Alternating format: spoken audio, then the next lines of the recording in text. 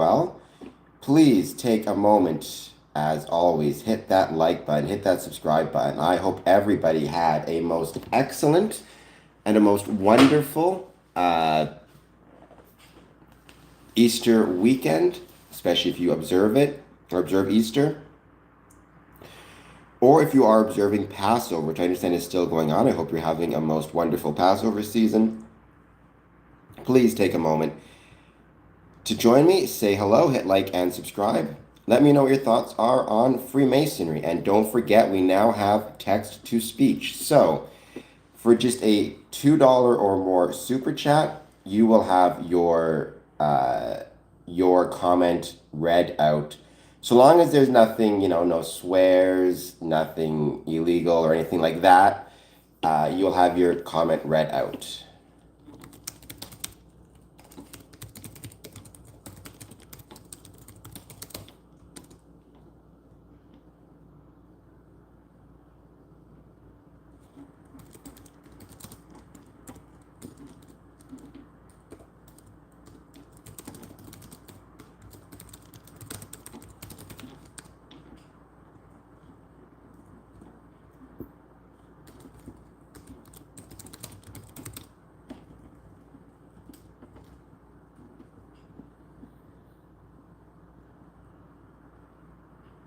We're going to pin this message here. And we're going to give it a bit of time. We're going to wait to see who joins.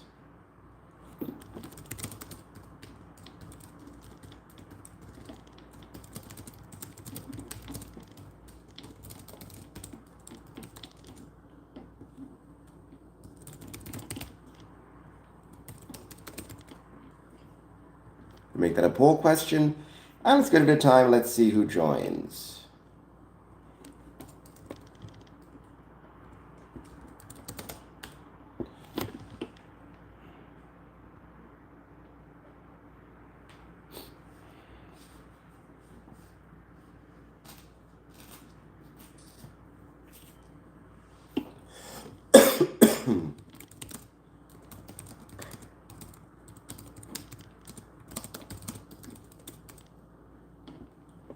Don't judge 8944. I mean, I can show you out. I don't know what your channel's about or if you have any thoughts on Freemasonry, but welcome. If you want to give a super chat of $2 or more, I can read out your comment through the text-to-speech app.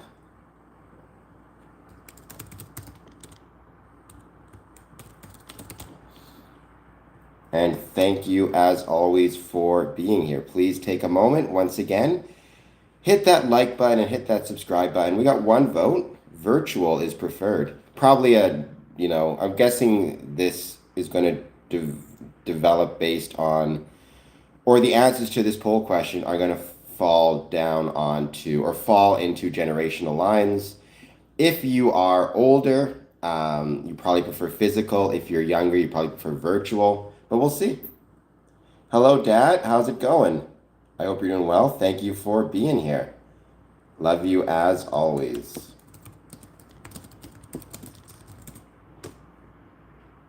In case anybody's curious, by the way, the Artemis space mission. Let's see. I got to find the...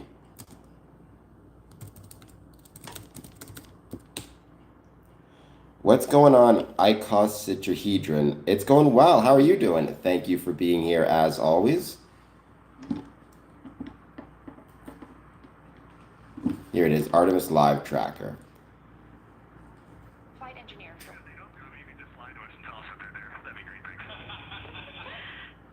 We can hear them actually talking. This is a cool little site. Let's see if I can... They are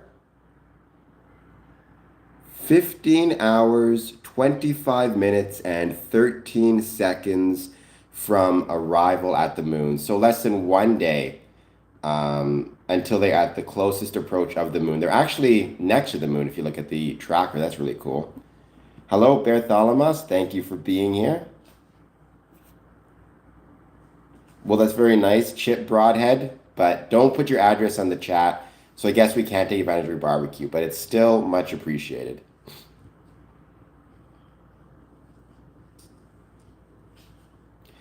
Distance from Earth, 398,769 miles. I don't know if you ever felt far from home, but have you ever been almost 400,000 miles away from home? For the first 60 minutes, as always, we just hang out, we chat, we don't talk about anything in specific, we just wait to see who wants to join. But don't forget, for just a $2 super chat, you can have your comment read out.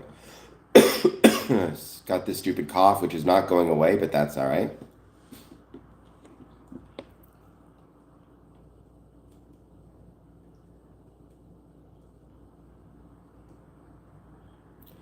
And we're going to give it a bit of time, wait to see who joins.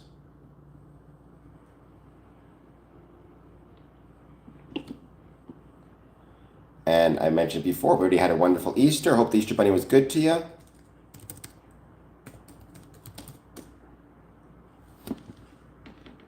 Six votes, 3 and 3. Interesting.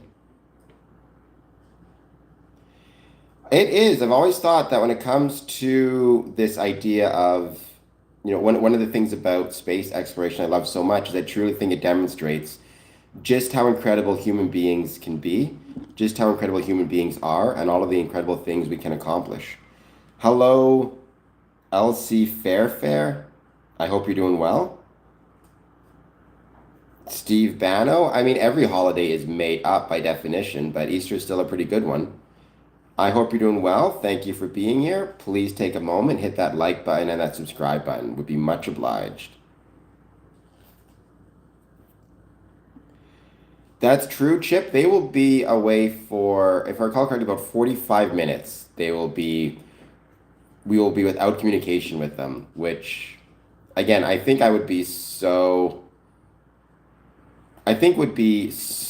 exciting. Like, I don't know if I would be on the spaceship if I'd be afraid. I would just be so entranced by being able to see the far side of the moon for the first time in like 50 years. But if I was on Earth, especially if I was their family, I would spend that 45 minutes very, very, very scared. Because obviously people you care about and you love out there in the vastness of space. But 45 minutes, then they come back, and then we'll talk to them once again.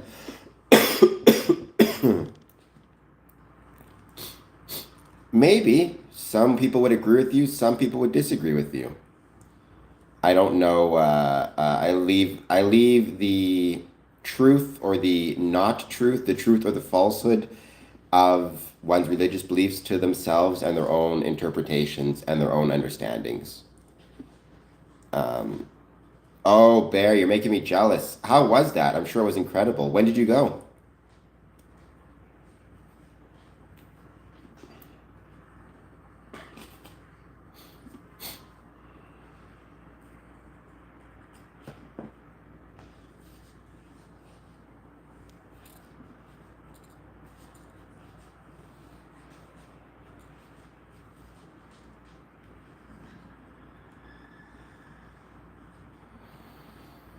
How long were you able and lucky enough to visit the Johnson Space Center? I've had a few different interviews with, over the years, with some NASA scientists, and I loved it. It was one of my favorite things to do. I'm hoping to do it once again to talk about Artemis. The film Total Recall is true. Hello, Jason Shank. How's it going? Thank you for being here.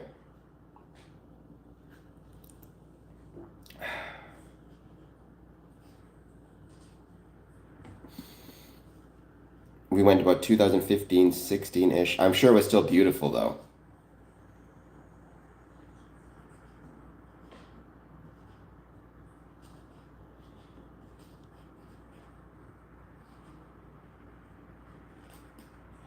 Well, Richard, thank you. Hit that like and subscribe button. First 60 minutes, I don't have any specific talking points. I just hang out, chat about whatever, wait to see who joins. Second bit, I wanted to talk again, because that'd be really fun and really cool, talk about, once again, the Artemis 2 space mission, asking the questions about dues cards, because I just got a new set of dues cards. Got me thinking about, do we prefer do we prefer virtual or physical dues cards or both? When is one more advantageous than the other? I thought that would be really cool to talk about. So,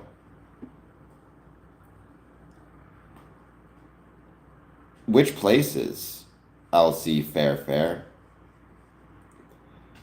If you give me enough of a super chat, I'll see if I can track him down. He's probably sleeping on the bed. Usually he spends his days sleeping. Oh, to be a cat, you know?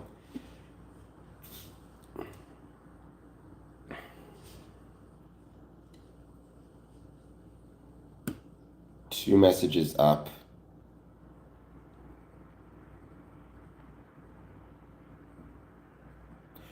London, Prague, Vienna, Bratislava, Budapest. In 2 days? That seems crazy. I've been to London, and that's it. I haven't traveled much in Europe. All my travels have been primarily in North America, a little bit of South America, and then the Philippines. Sadly, never traveled. I'm sad to say, never made it to places like beautiful, Prague or Vienna, but I'd love to. I think it'd be incredible.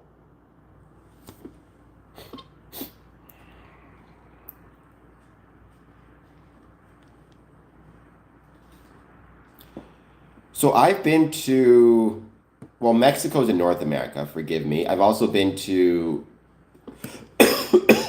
Bogota, Colombia, and Rio de Janeiro. I would have to say,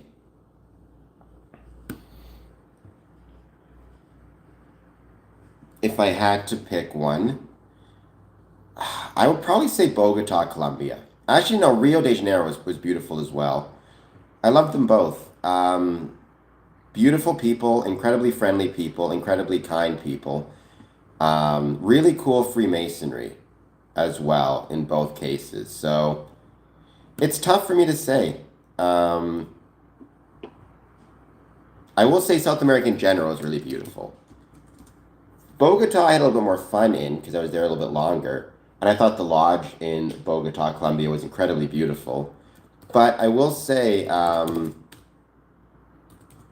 Rio de Janeiro is really nice as well.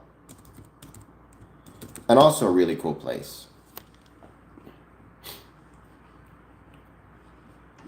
Well, you're not getting any. You should talk to a doctor.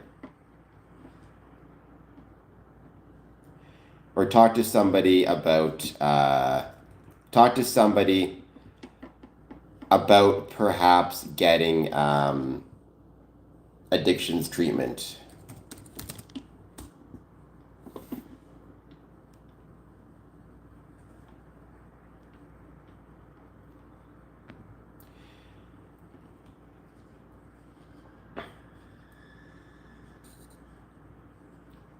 Hey Cam, with you asking for super chat, like and subscribe like you do, can you return this to the chat? I'm not sure what you mean. What am I returning to the chat?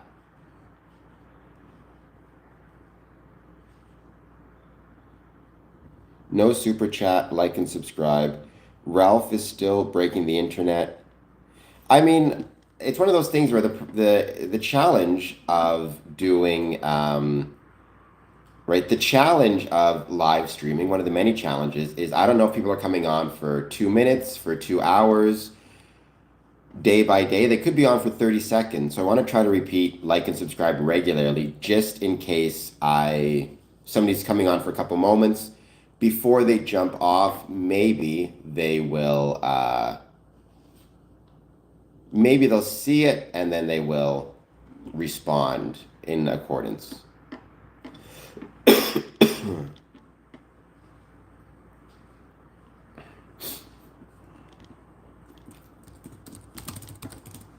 I'm also trying to find, I believe it was featured in a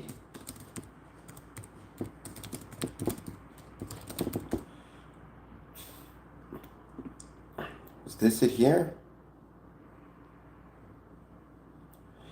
In the Ontario Mason magazine. I want to talk about that if I could actually find the thing. I just don't know where it is now.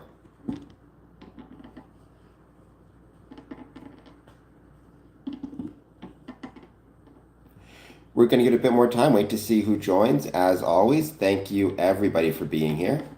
I hope you're all having a most excellent day.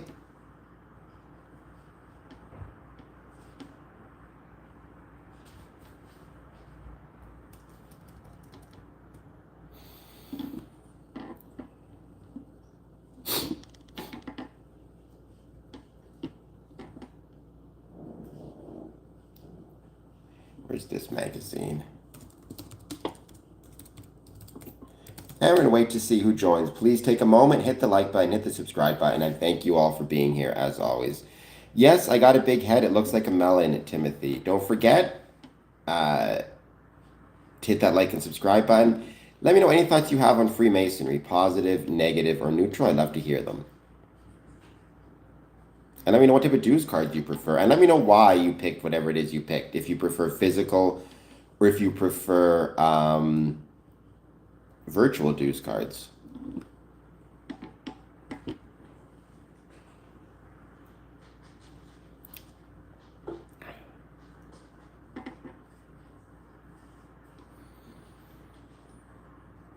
Well, Freemasonry is real because I'm a Freemason. I've been a Freemason for, I don't even know how long now, 20 years. Took me a second there. 20 years. So it's crazy to think it's been that long. But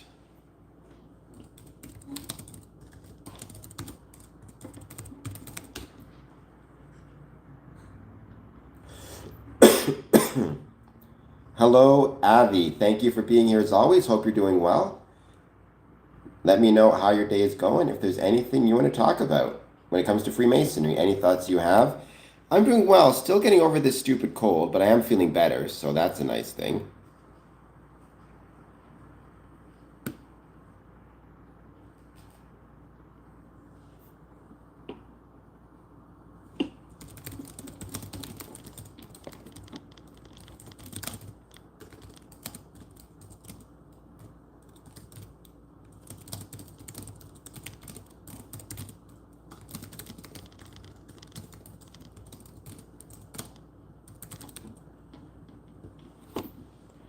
What do you guys do? Well, Timothy, Freemasonry, it's a civic institution. It's a civic group. So, as with any other civic group, the goal is companionship, community, brotherly love, respect for one another. We can sometimes engage in charitable activities, but primarily what we do is no different than what you do with your friends when you get together on a Friday night. It's about companionship and brotherly love. It's just taking that to maybe a higher level in some ways, if you will, by creating more charitable engagements, more social support, more of a safety net. But think about it like a club, right? What is the purpose of a club? It's to be with one another. Well, I'm glad that you got to meet me, Avi. Thank you for being here. I hope you'll hit the like button and I hope you'll hit the subscribe button. And I'm grateful that you're here.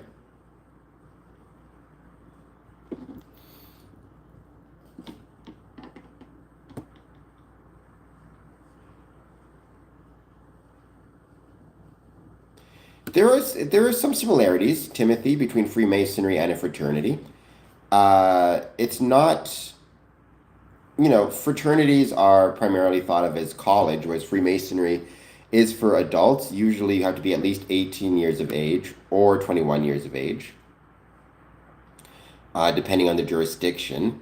But there are definitely some similarities between Freemasonry and fraternities, or for that matter, Freemasonry and sororities, because there is also the Order of Women Freemasons. So you need to keep those things in mind as well.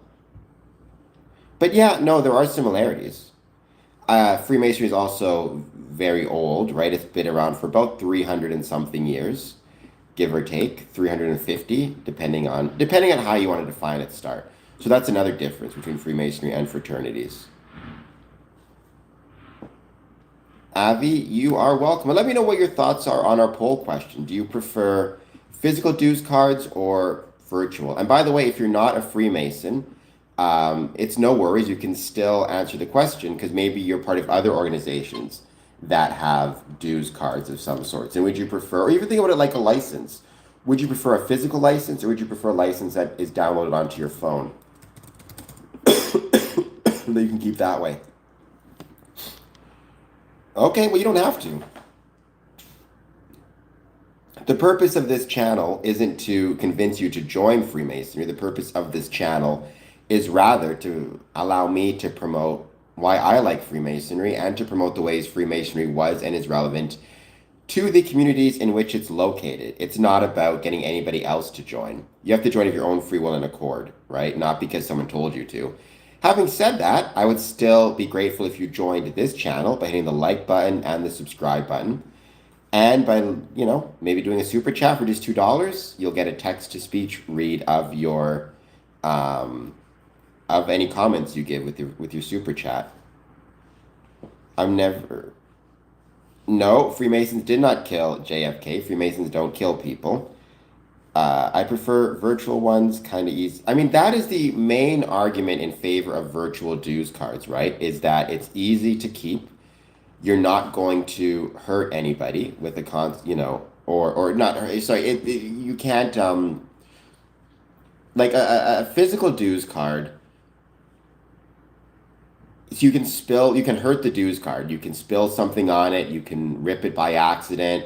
It can get damaged. It can get lost more easily. So it's more easier to hurt a physical dues card. Whereas a virtual dues card, even if you drop the phone on which, you display your dues card, you haven't actually hurt the dues card itself. It's still saved as an electronic file somewhere, and you can get it somewhere else as soon as you replace your phone. But the danger is it can't be hurt physically, but it can be hurt electronically. It can be hurt virtually by being hacked. The information can be stolen. There's that as well, right? A dues card is basically your confirmation that you're a Freemason. So, like, I've got 5 dues cards because I've got member of 5 lodges. Like, this is my one example of a dues card. Pretty decent paper too. That's the other thing is when we say dues card, what type of dues card are we referring to? What type of paper is it printed on? I've had some dues cards that were basically printed on a piece of tissue paper that the slightest breeze and they would disintegrate, and others that are actually saved on some really strong plastic. So, Courtney, by the way, thank you. Did you get your bookmark, by the way? I sent it a couple weeks ago, so I'm hoping you received it, and I hope you're doing well. So, Timothy, think about it like a license in some ways. Just some kitten. This is not Donnie Wahlberg, but I hope that you'll hit the like and subscribe button nonetheless. And Courtney, don't forget, if you provide a super chat of just $2, your comment, your super chat will be read out through the text-to-speech app. Honestly, Chip, I've got some dues cards historically that might as well have been printed on tissue paper, but I've had some other ones, like this one from Lodge Holy Land, which I like a lot. Let me see if I can get it now. This one here, where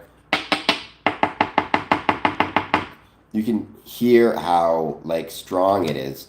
I much prefer, if you're going to do a physical dues card, you need to make sure it's actually printed on a decent piece of paper, more so than kind of a crummy one. Doesn't have to necessarily be a full-on plastic, but it needs to be decently strong that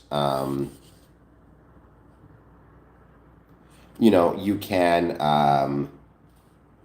It needs to be decently strong enough that it's not going to disintegrate, because unfortunately, if that's the risk you're taking, you're going to be in a lot of trouble.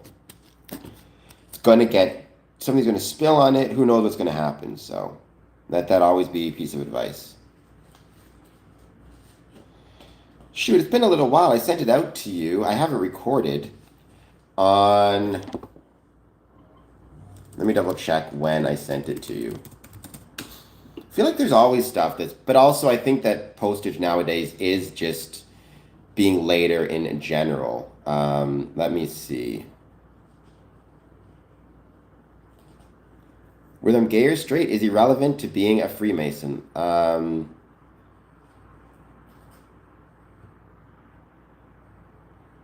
March 25th.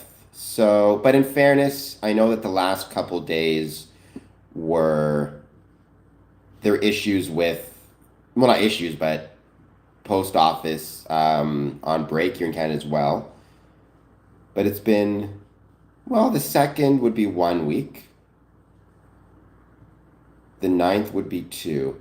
All right, well, if you don't get it by the middle of April, I will resend it to you because I have to mail a bunch of stuff to people. My plan right now is to mail them all on the 12th. So I'll be mailing something to you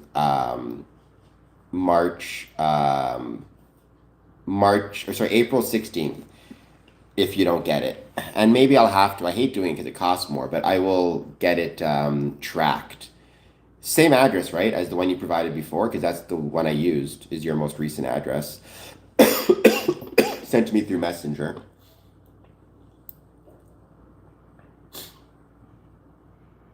And let me know, Courtney, what type of dues card do you prefer? Do you prefer a physical dues card or do you prefer a virtual dues card?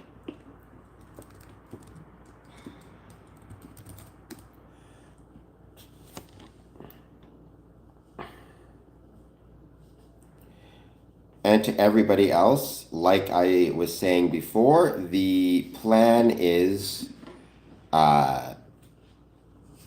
if you became a Patreon member, if you've become a YouTube member, or you've given a super chat of $10 or more, you will receive your coins or your special items. I'm going to mail them out on April, probably the 11th, maybe the 13th at the latest. So that's the goal right now. Hello, Jay Topt. I hope you're doing well. Virtual. Why do you prefer virtual to physical?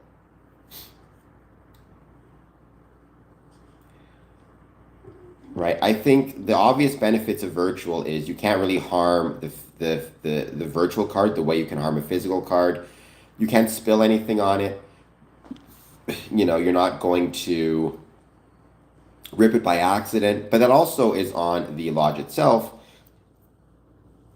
to provide a dues card with at least a decent, if nothing else, with at least a decent, like it needs to be physically strong. It needs to be physically good paper, things like that. I don't follow soccer, Chip Broadhead, or football, if you will, so I have no idea. Also, I think it's much more convenient for a virtual dues card in that it's always on your phone. Even if you damage your phone, once you get a new one, the dues card is right there as well. So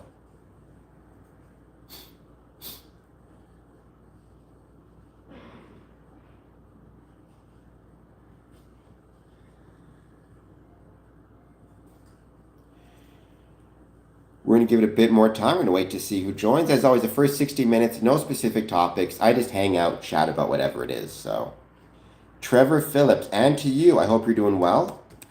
If you're not done so yet, I hope you hit the like button and the subscribe button, and thank you for being here. Any thoughts you have on Freemasonry, positive, negative, or neutral? Any thoughts on our poll question as well? I'd love to hear it.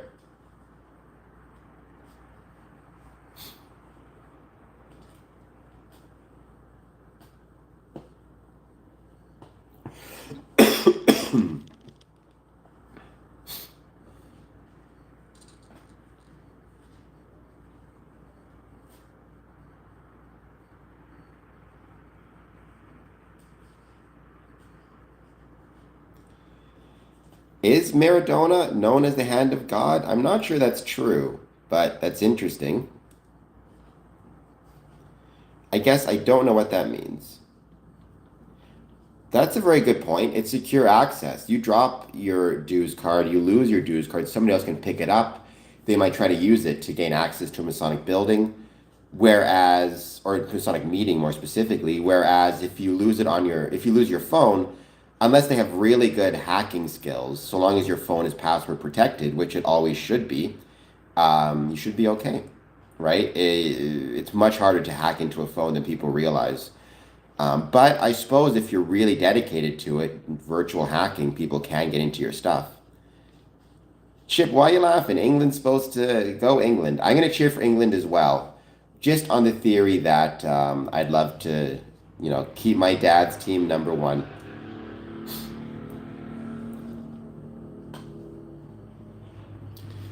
Jesus is King and He saves. Jesus loves you. Welcome. Thank you for being here. Please take a moment. Hit that like and subscribe button. Many people agree with you, including many Freemasons. There are many Freemasons of, the Christian faith. I'm sure they'd be incredible. Hopefully peaceful being key, but I'm sure they'd be incredible.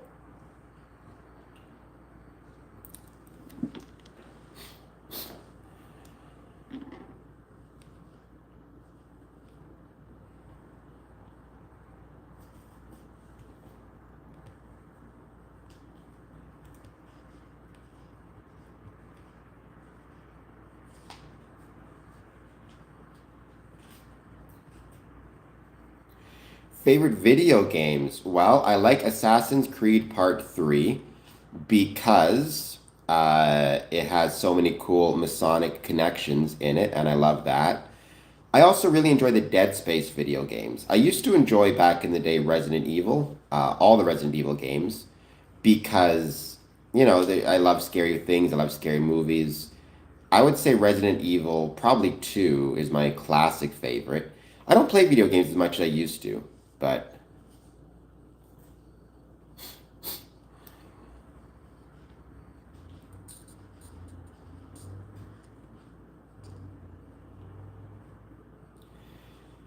I like Ghost. What's Ghost COD? Ghost Protocol? Hello, apps, by the way. Do they have a chance at the World Cup, Dad? I don't follow it enough to say.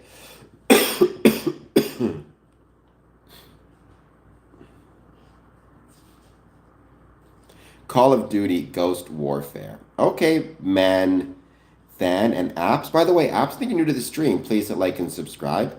I always love any chance to see, as much as I can. I always love the chance to see any type of Freemasonry referenced in video games. I don't think it's referenced in Call of Duty anywhere, but oh, nice. How is it, Trevor Phillips? Are you enjoying it?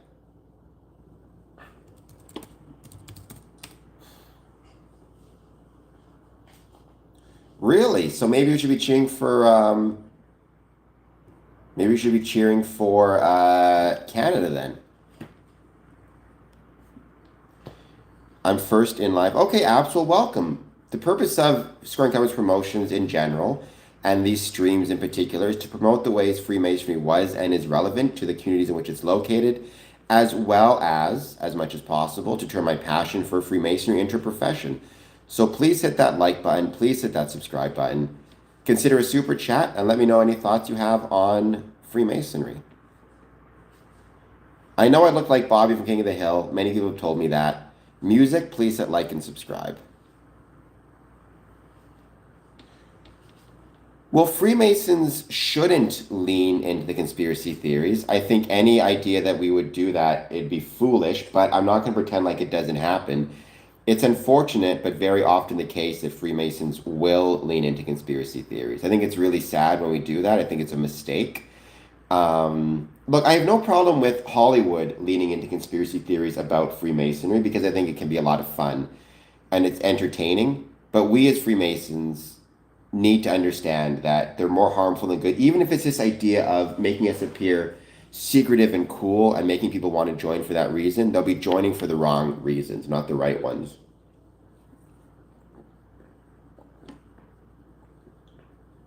Right? The right reasons to join Freemasonry is because you want to make the world a better place, period. Or you want to be part of something that is a brotherhood. It's about what you can contribute. The wrong reasons to join Freemasonry are either because someone is forcing you to join or because you want to get rich or famous.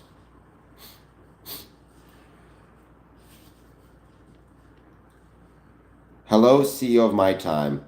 No worries, man. And Trevor Phillips, RE9 is legit. Brings me back to the old ones because it's super scary. That was always one of the really cool things about the OG Resident Evil was resource management and how important resource management was, right? And that was always, a lot of people found that to be the most fun part of Freemasonry was trying to have resource management for it. How's it going, CEO of My Time? And Manthan, once again, thank you as always for being here. I hope you did like my answer. I hope, again, you'll support the channel, share with other people, etc., etc. Oh, we've got a super chat, $5. Thank you so much for that.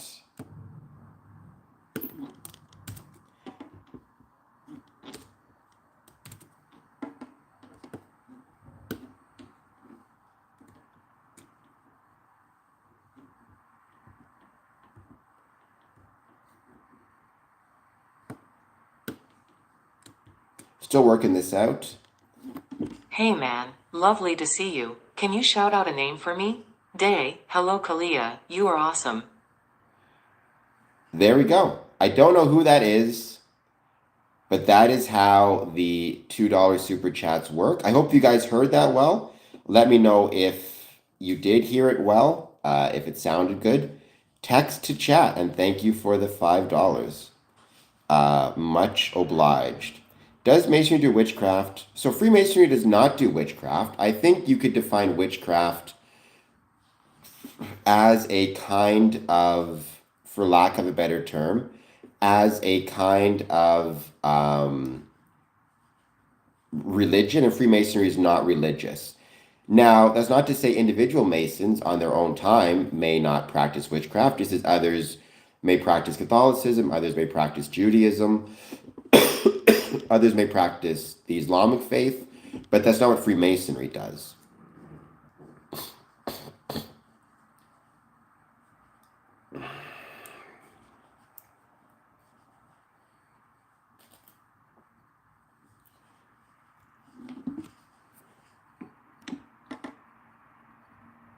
We're going to keep waiting to see who joins. As always, please take a moment, hit that like button and subscribe button. I'm 16 subs away from 3,800. So, can I scroll up? Did I miss something? What have you recently used AI for your benefit? I mean, I suppose text to speech is an example of AI, right? So I've used that, and then I also did a couple interviews with AI over the years, where I was asking it questions about Freemasonry, because I think it's really important that we know and understand from a Masonic perspective what AI is saying about us. So there's that as well. Right? I think that stuff is incredibly, incredibly important.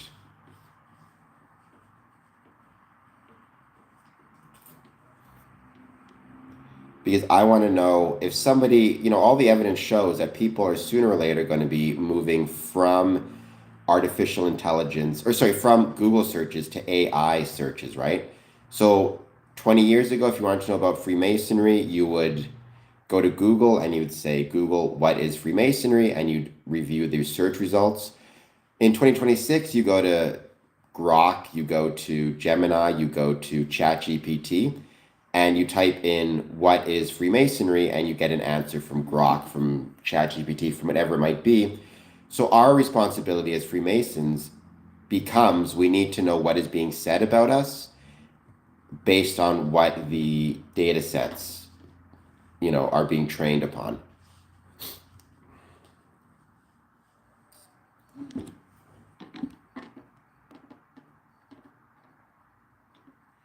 Tinfoil hat. When you say no biggie, though, did you not hear? I did the text to speech. Did you not hear it? I can do it one more time. But I did text to speech. You should have heard it. If you didn't, let me know and I'll try it again. But I gave this shout out to Kalia.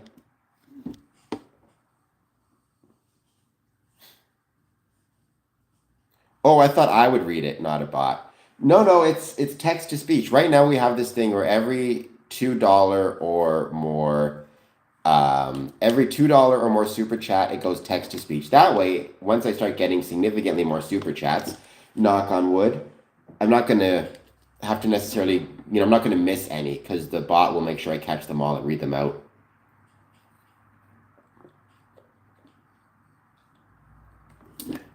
Hence the $2 or more super chat gets the bot to read it out. And I tried to put that in as a pinned message, but it didn't come through. I could actually do this now.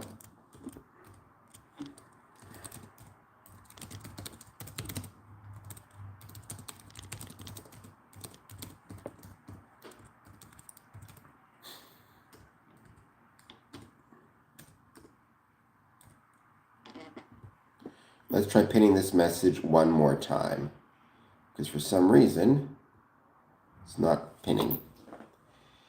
AI helps with mechanic work. I snap a photo and AI tells me everything. AI AI is absolutely going to be replacing Google. Um, I think. I mean, not for everything, but for a lot of things. And I think we need to be cognizant of that within Freemasonry. It's important that we understand not just that people are finding our. It's not enough to just have people find our stuff. People need to. We need to know how they're finding out about Freemasonry, where they're getting their information from, and stay up to date about how things are changing as it relates to that. It's incredibly important.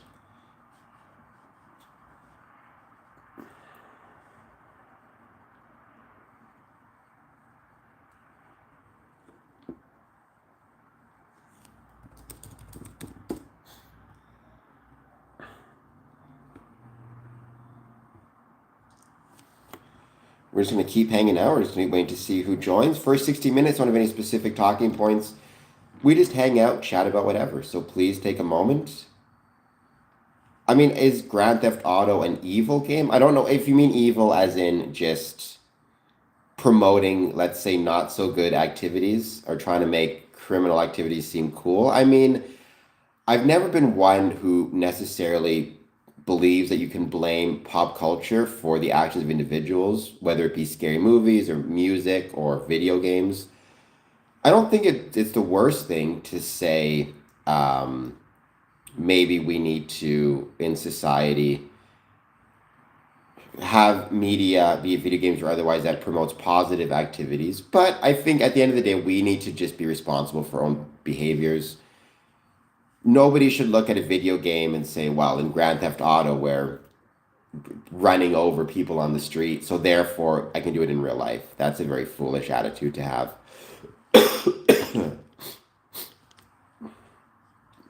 Well, the explanation is really important because AI is not always correct, right?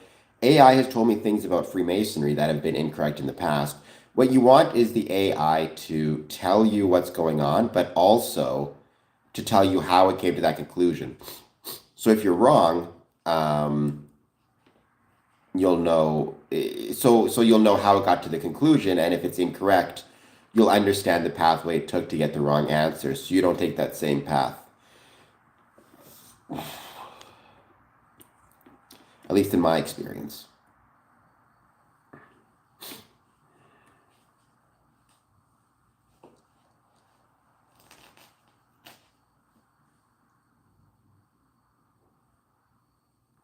I never heard of that video game CEO of my time. Or sorry, Trevor Phillips. What is bully? I never heard of that. I mean, and a video game in which you're the bully seems not fun. What I would say is one of the challenges in media is our tendency to take the side of the main character, regardless of whether that character is good or not good, right? And that's the real challenge because what happens is, if you are, look at Sopranos, for example, if you are showing, if you have a television show and your main character is Tony Soprano, human beings, we have this tendency to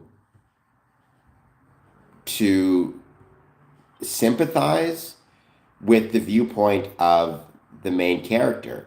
And so we'll start to sympathize with villainous actions if the main character is a villain, even though we're not supposed to.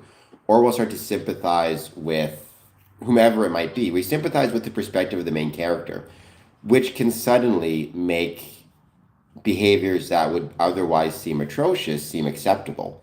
You saw that with The Sopranos, you see that probably with the game Bully. It's important that when we are consuming media, we always keep in mind the perspective of the characters which we're following and try our best to understand and recognize just because we are seeing the character and the perspective from a particular viewpoint, it's not a justification of those behaviors and of those actions. Well, I mean, high school is high school, but hopefully you are turning things around, right? And no longer having that attitude. Part of growing up is maturing and recognizing that what we thought was cool once upon a time should no longer be considered cool, right? We grow. Human beings are, human beings grow by nature. That's what we do. At least that's what we should do. Never really watched The Sopranos much. Never really watched it too much. It's one of those television shows. I mean, I missed that one. I missed Breaking Bad. I never really got into. I never really got into even Game of Thrones that much. I always prefer old school TV shows. The most newest show that I've enjoyed is The Pit, which I talked about as relates to Freemasonry a few times.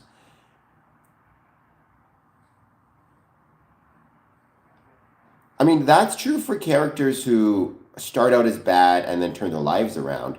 But in a show like The Sopranos, for example, even Breaking Bad, to my knowledge, they never turned themselves around.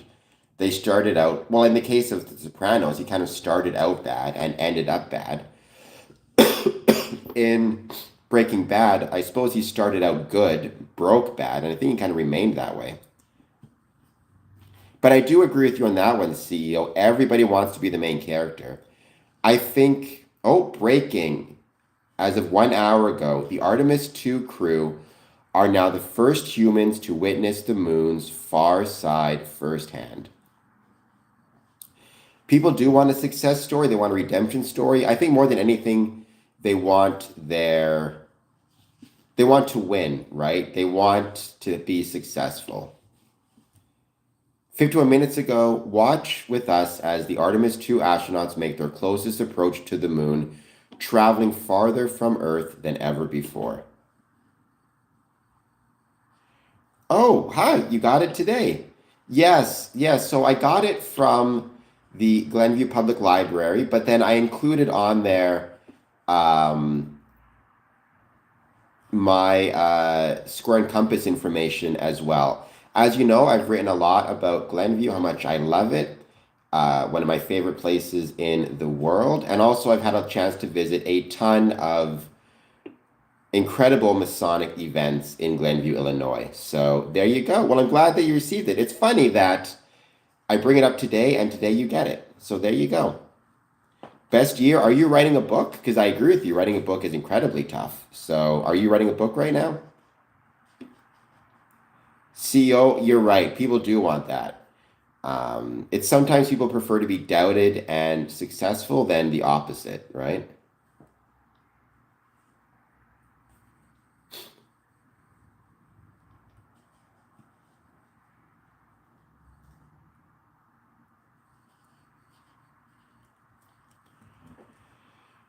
By the way, if you are in Windsor, do not forget Windsor Spitfires versus Flint Firebirds, round two of the OHL playoffs. Let's go, Spits. I hope they crush it.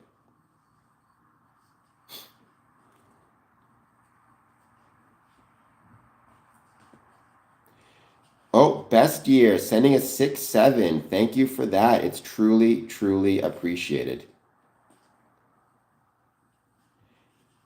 Which gives us 33 joules. We should get more of those, 33, in honor of the number 33, which is not that important in Freemasonry. However, people seem to think it is, so maybe that's a connection.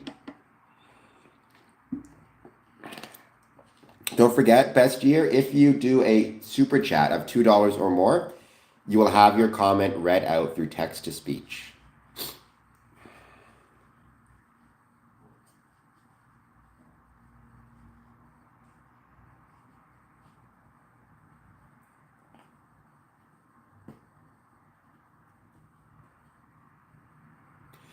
Why would a Mason not drink water out of a plastic bottle? What else should we drink it from? That is very strange.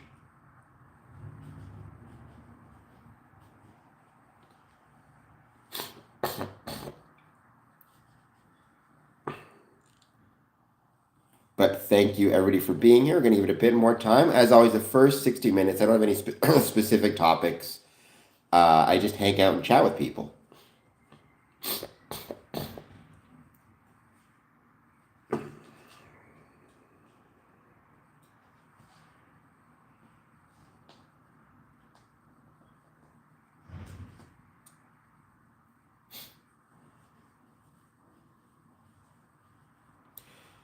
Nice. Well, what is the book about?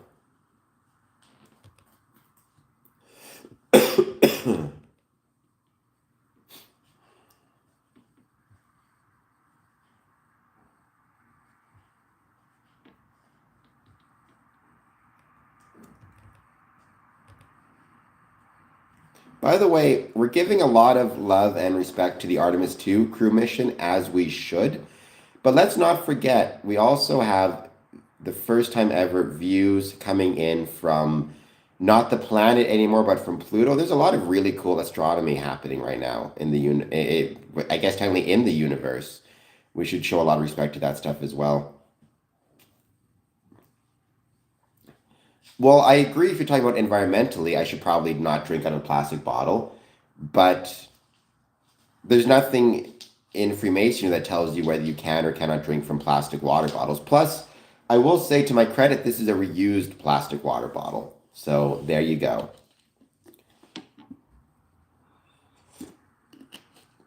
I did not know that, but that is cool. It wouldn't shock me.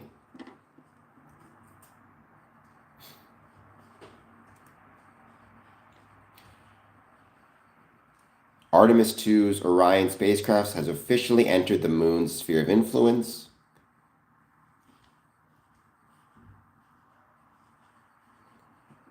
I did not know that, but that is very cool.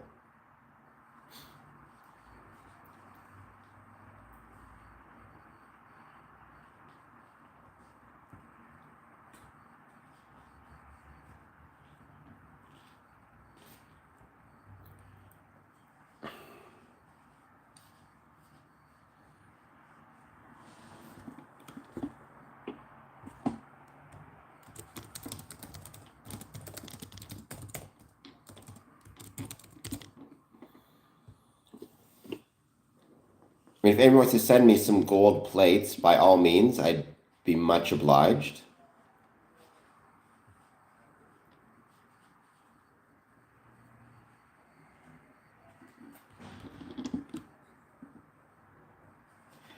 And we're going to give it a bit more time, and then we'll start talking. Again, I want to talk about this question of physical dues cards versus virtual dues cards. I want to start talking about a few other things as well once I get the chance. So please take a moment, hit that like button, hit that subscribe button, and I hope everybody's doing well. Man has set foot on the moon, and fingers crossed, we'll be going back to set foot on the moon shortly.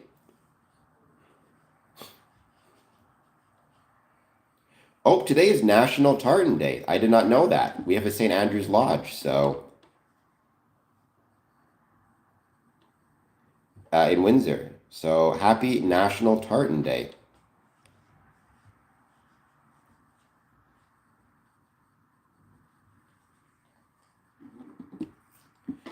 I don't believe in any conspiracy theories. I hate conspiracy theories. I think they're toxic. So sorry, Phase G. I don't believe in any conspiracy theories unless you want to say the conspiracy theory is that you should hit the like and subscribe button, which is not so much a conspiracy theory as just something you should do. Please hit the subscribe button.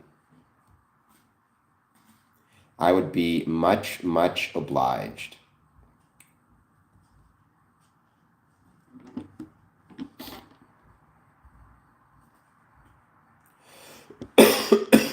As I cough up a lung here.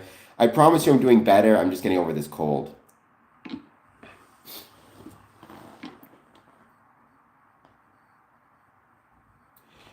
Dakin, if you don't believe that humans, so you do believe humans set foot on the moon, right? Which is absolutely as it should be.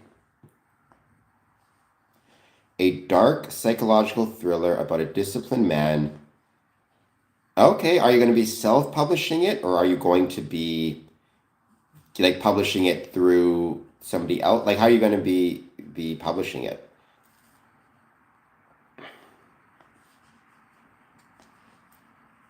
And so it sounds almost like a horror, or at least a psychological thriller.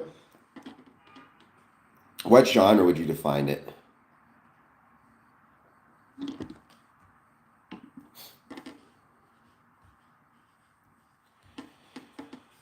I wish you best of luck, best year, and maybe when you're done writing it, I can have you on the stream to talk about it. Who knows? At least on my personal channel, if nothing else. Well, Rusty Nails, if you give me a $2 super chat, I will talk more about Freemasonry. Hello, S88R. Thank you for being here. What would you say for you has been the hardest part of writing this book?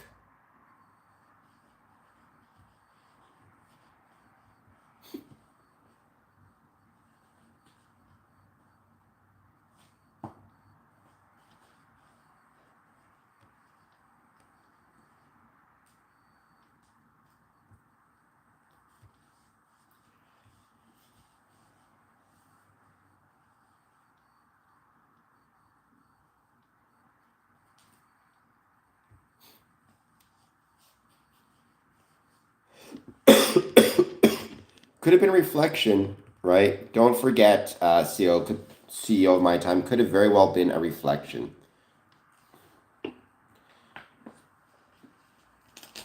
I mean, that sounds like a question for editing, and a lot of people say there's the book that you imagine and the book that you edit, right?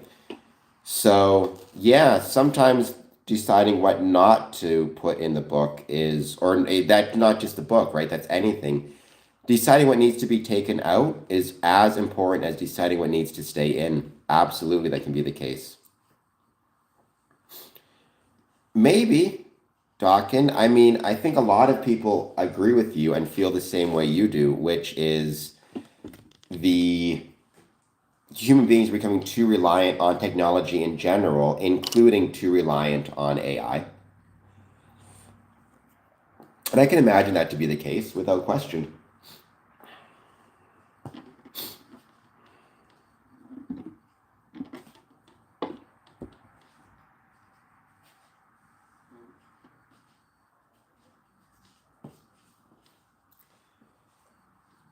AI said it could be rotating cosmic debris or a rotating satellite.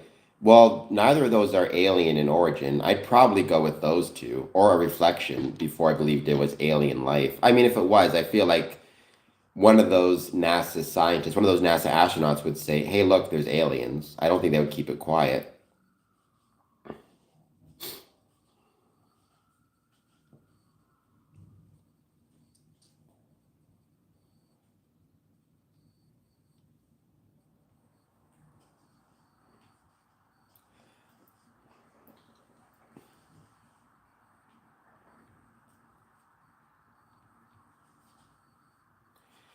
WWE fighter, the radio master. Well, I'm not a WWE fighter, but maybe one day, who knows? I am, however, a Freemason.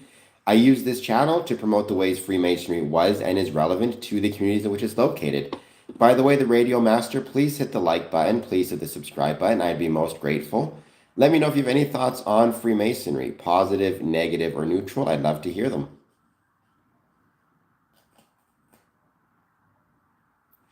No idea who those people are, but there's a lot of fraudulent people out there in the world, unfortunately.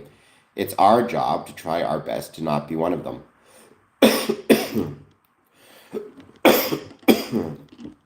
Excuse me for the coughing.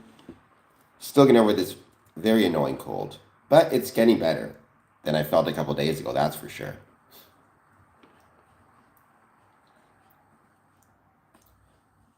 25 votes. Interesting. Physical dues cards is at 60%. Virtual is at 40%. So we're still, physical is still in the lead. Not by as much as I thought. I also put this question on my Twitter, so.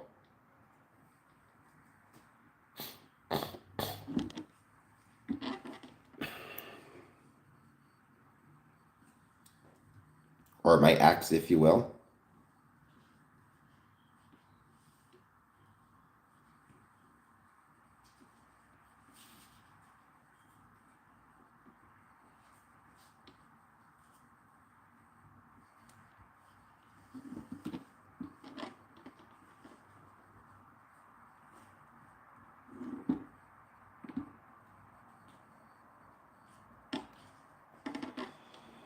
We're going to give it a couple more minutes.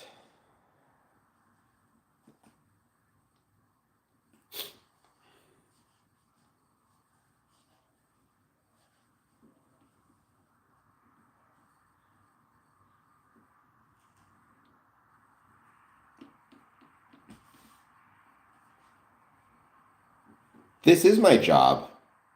If you want to help me with this as a job, I hope that you will give a super chat, just $2, and I will, or actually my text to speech app will read out your comment. As well as you can become a Patreon member, you can become a supporter that way. Patreon, YouTube membership, YouTube Live, all that stuff helps out big time. Hit like, hit subscribe. Yes, I'm always on live because I'm trying to turn my passion for Freemasonry into a profession.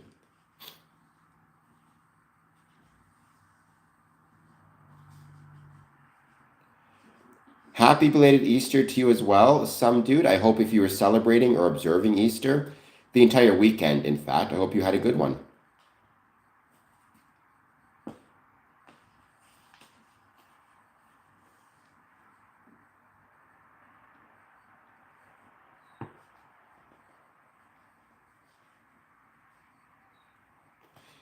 And let me know, some dude, how your day is going, for better or worse. I hope it's going better. Let me know what your thoughts are on Freemasonry.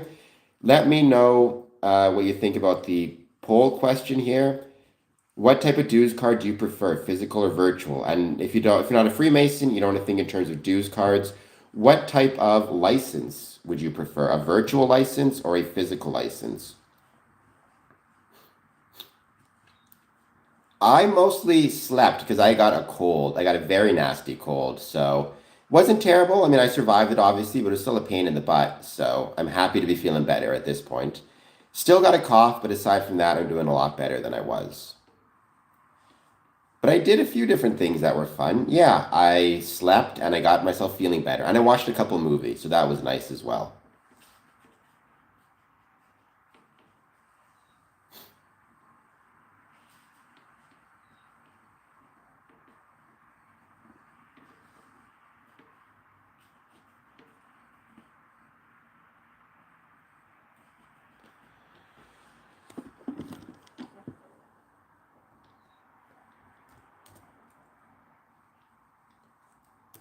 I rewatched Stay Alive, which was from like 2006. It was that horror movie themed game. I got it on Hoopla, which by the way is a great app if you love public libraries like I do. And I rewatched, oh my gosh, I can't think of it now, on Tubi. This is going to drive me crazy. I just watched it too. A scary movie. It'll come to me. And once it does, I'll let you know. But the one I think about most is Stay Alive, which is a good movie, very underappreciated. Titus Black, thank you for being here. Please hit like and subscribe. Let me know if you have any thoughts on Freemasonry, positive, negative, or neutral. I would be much obliged.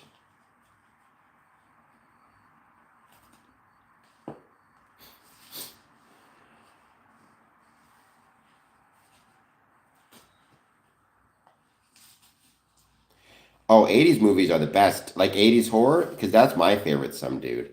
I love the nightmares, the Halloweens, the Friday the 13th. All that stuff I think is absolutely incredible.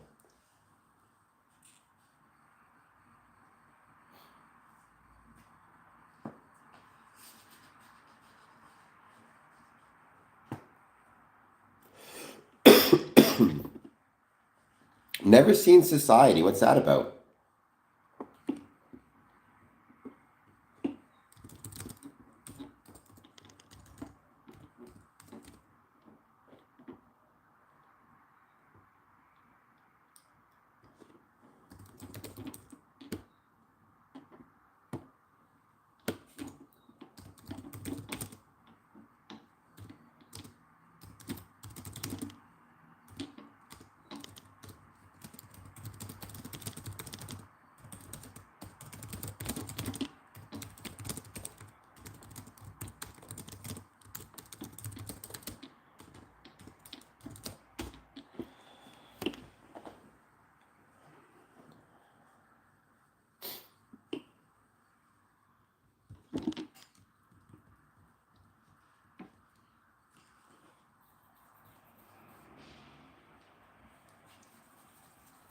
A kid in Beverly Hills stumbles on a conspiracy. I thought it was pretty wild. Director from Beyond and or from Beyond and I'll check it out.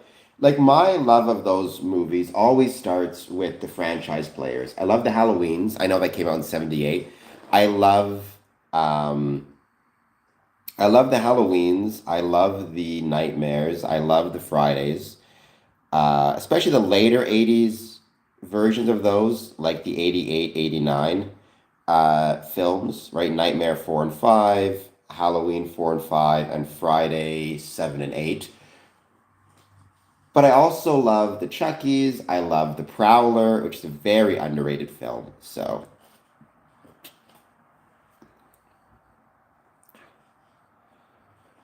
I'm typing from England, the home of your king. He is the home of Canada's king. That is true, or that is the home of Canada's king.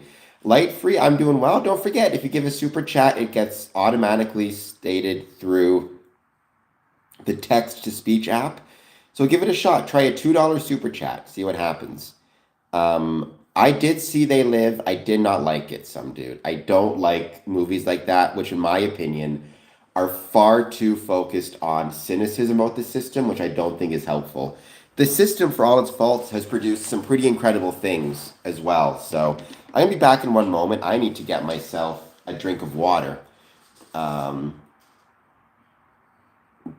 do I play chess? I play chess sometimes. Whether I'm smart or not, everybody can decide that for themselves, I suppose.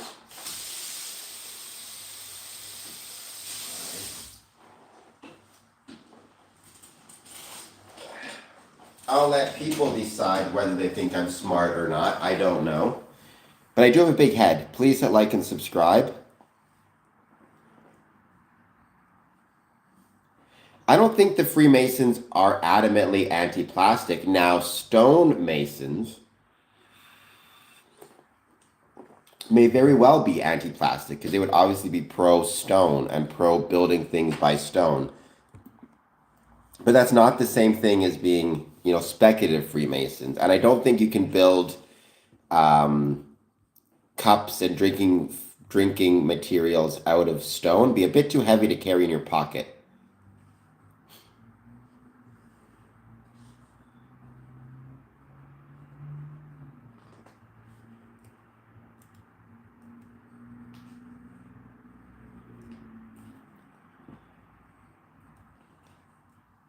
We're going to give this another 5 minutes and then we're going to start talking once again about, well, in this case, the difference between physical dues cards and virtual dues cards, pros and cons to each. Now, the big variable that we're not discussing at this point, but is important to keep in mind, is when I say a physical dues card, we're making an assumption that the physical dues cards is on a well-produced piece of paper or material. So something with some heft, some strength, something that is not going to be easily destroyed by a puff of wind or on really like crummy paper.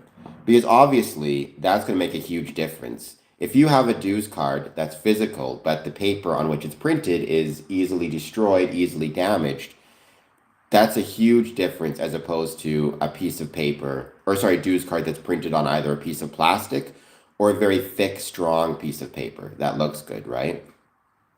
But we're going to assume physical dues card on a good piece of paper or on a good material. Could be plastic as well.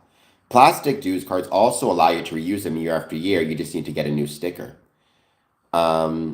No, I did not serve in the military. Some dude. I was born missing my leg, so I never had them, which is okay. I mean, I feel very, it's one of those things where when you're born missing your legs, it's different than,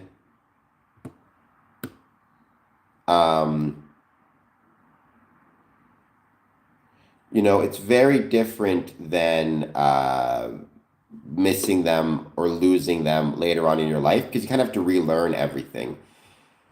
With this, having no legs when you're born with it, you kind of just grow up with it.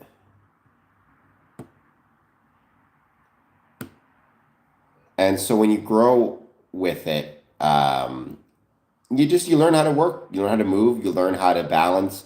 You don't have to relearn anything. Some dude, by the way, don't forget, I hope you hit that like button. Let me know how you voted or what you voted on when it came to the question here. Physical or virtual dues cards.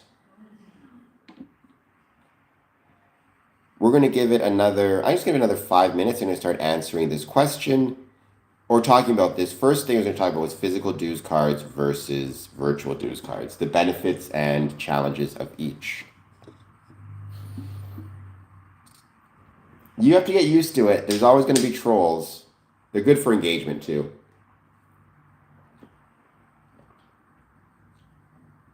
I'm here 15 subscribers from 3,800 subs. So help a brother out. It'd be much obliged and would be much appreciated.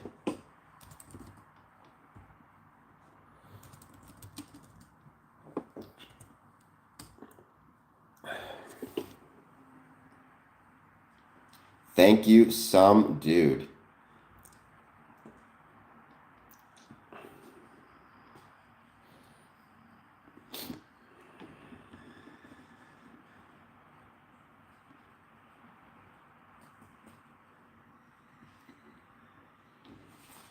Well, it's also a lot tougher, some dude, when it's your family that's always bothering you, right? Compared to people you don't know or people on stream. That can be a lot more difficult.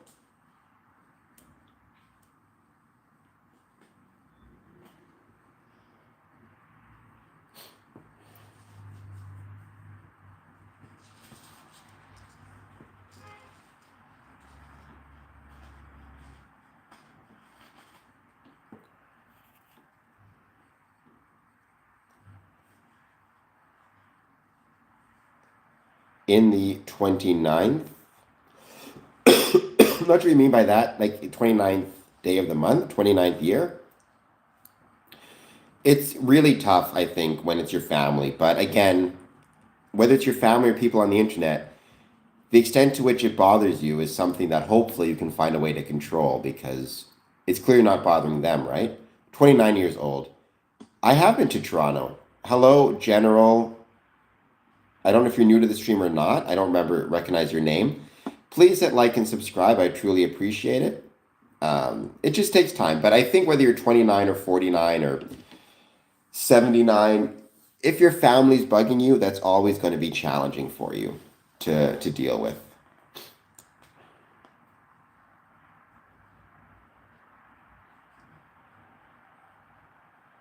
I have been to Toronto. I've been to Toronto dozens of times. Very often I'm in Toronto. It's like I'm traveling through Toronto. So I'm going to the airport in Toronto, or I'm going to the train station in Toronto, Union Station, to get somewhere else, Ottawa, or to fly somewhere, fly back home to Winnipeg very often. But I do really like that airport quite a bit. It's a good one.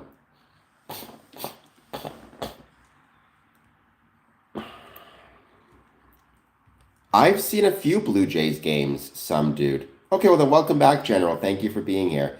My mom and dad, my mom's passed away now, but she used to love to get hotel rooms.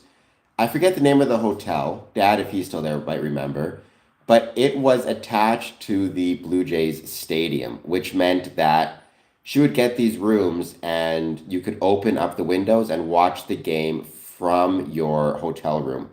It was really cool and it was a lot of fun. And so I saw those. I've recently been to a few White Sox games, which were very fun as well. Um, so yeah, I've been to a few Blue Jays games. It was, and it's a good memory of my mom. So she loved the Toronto Blue Jays. That was her favorite thing. All right. So the question I asked is, what type of dues cards do you prefer, physical or virtual? Within Freemasonry, we have what are called dues cards. They are given to you by your Masonic lodge, usually by your secretary. They are a physical representation of the relationship that you have with your, I love Chicago, some dude, of the physical relationship. They are a physical representation of the relationship you have and the standing you have with your Masonic lodge itself. Every dues card should have the name of the lodge to which you belong. It should have your name as well. It should have a place for your signature. It should have the date in which the card was issued. It should also have the date in which the card expires. Usually that will be the end of the year. Hold on just 1 second. I gotta give something to somebody. I'll be back in one moment. Don't go too far.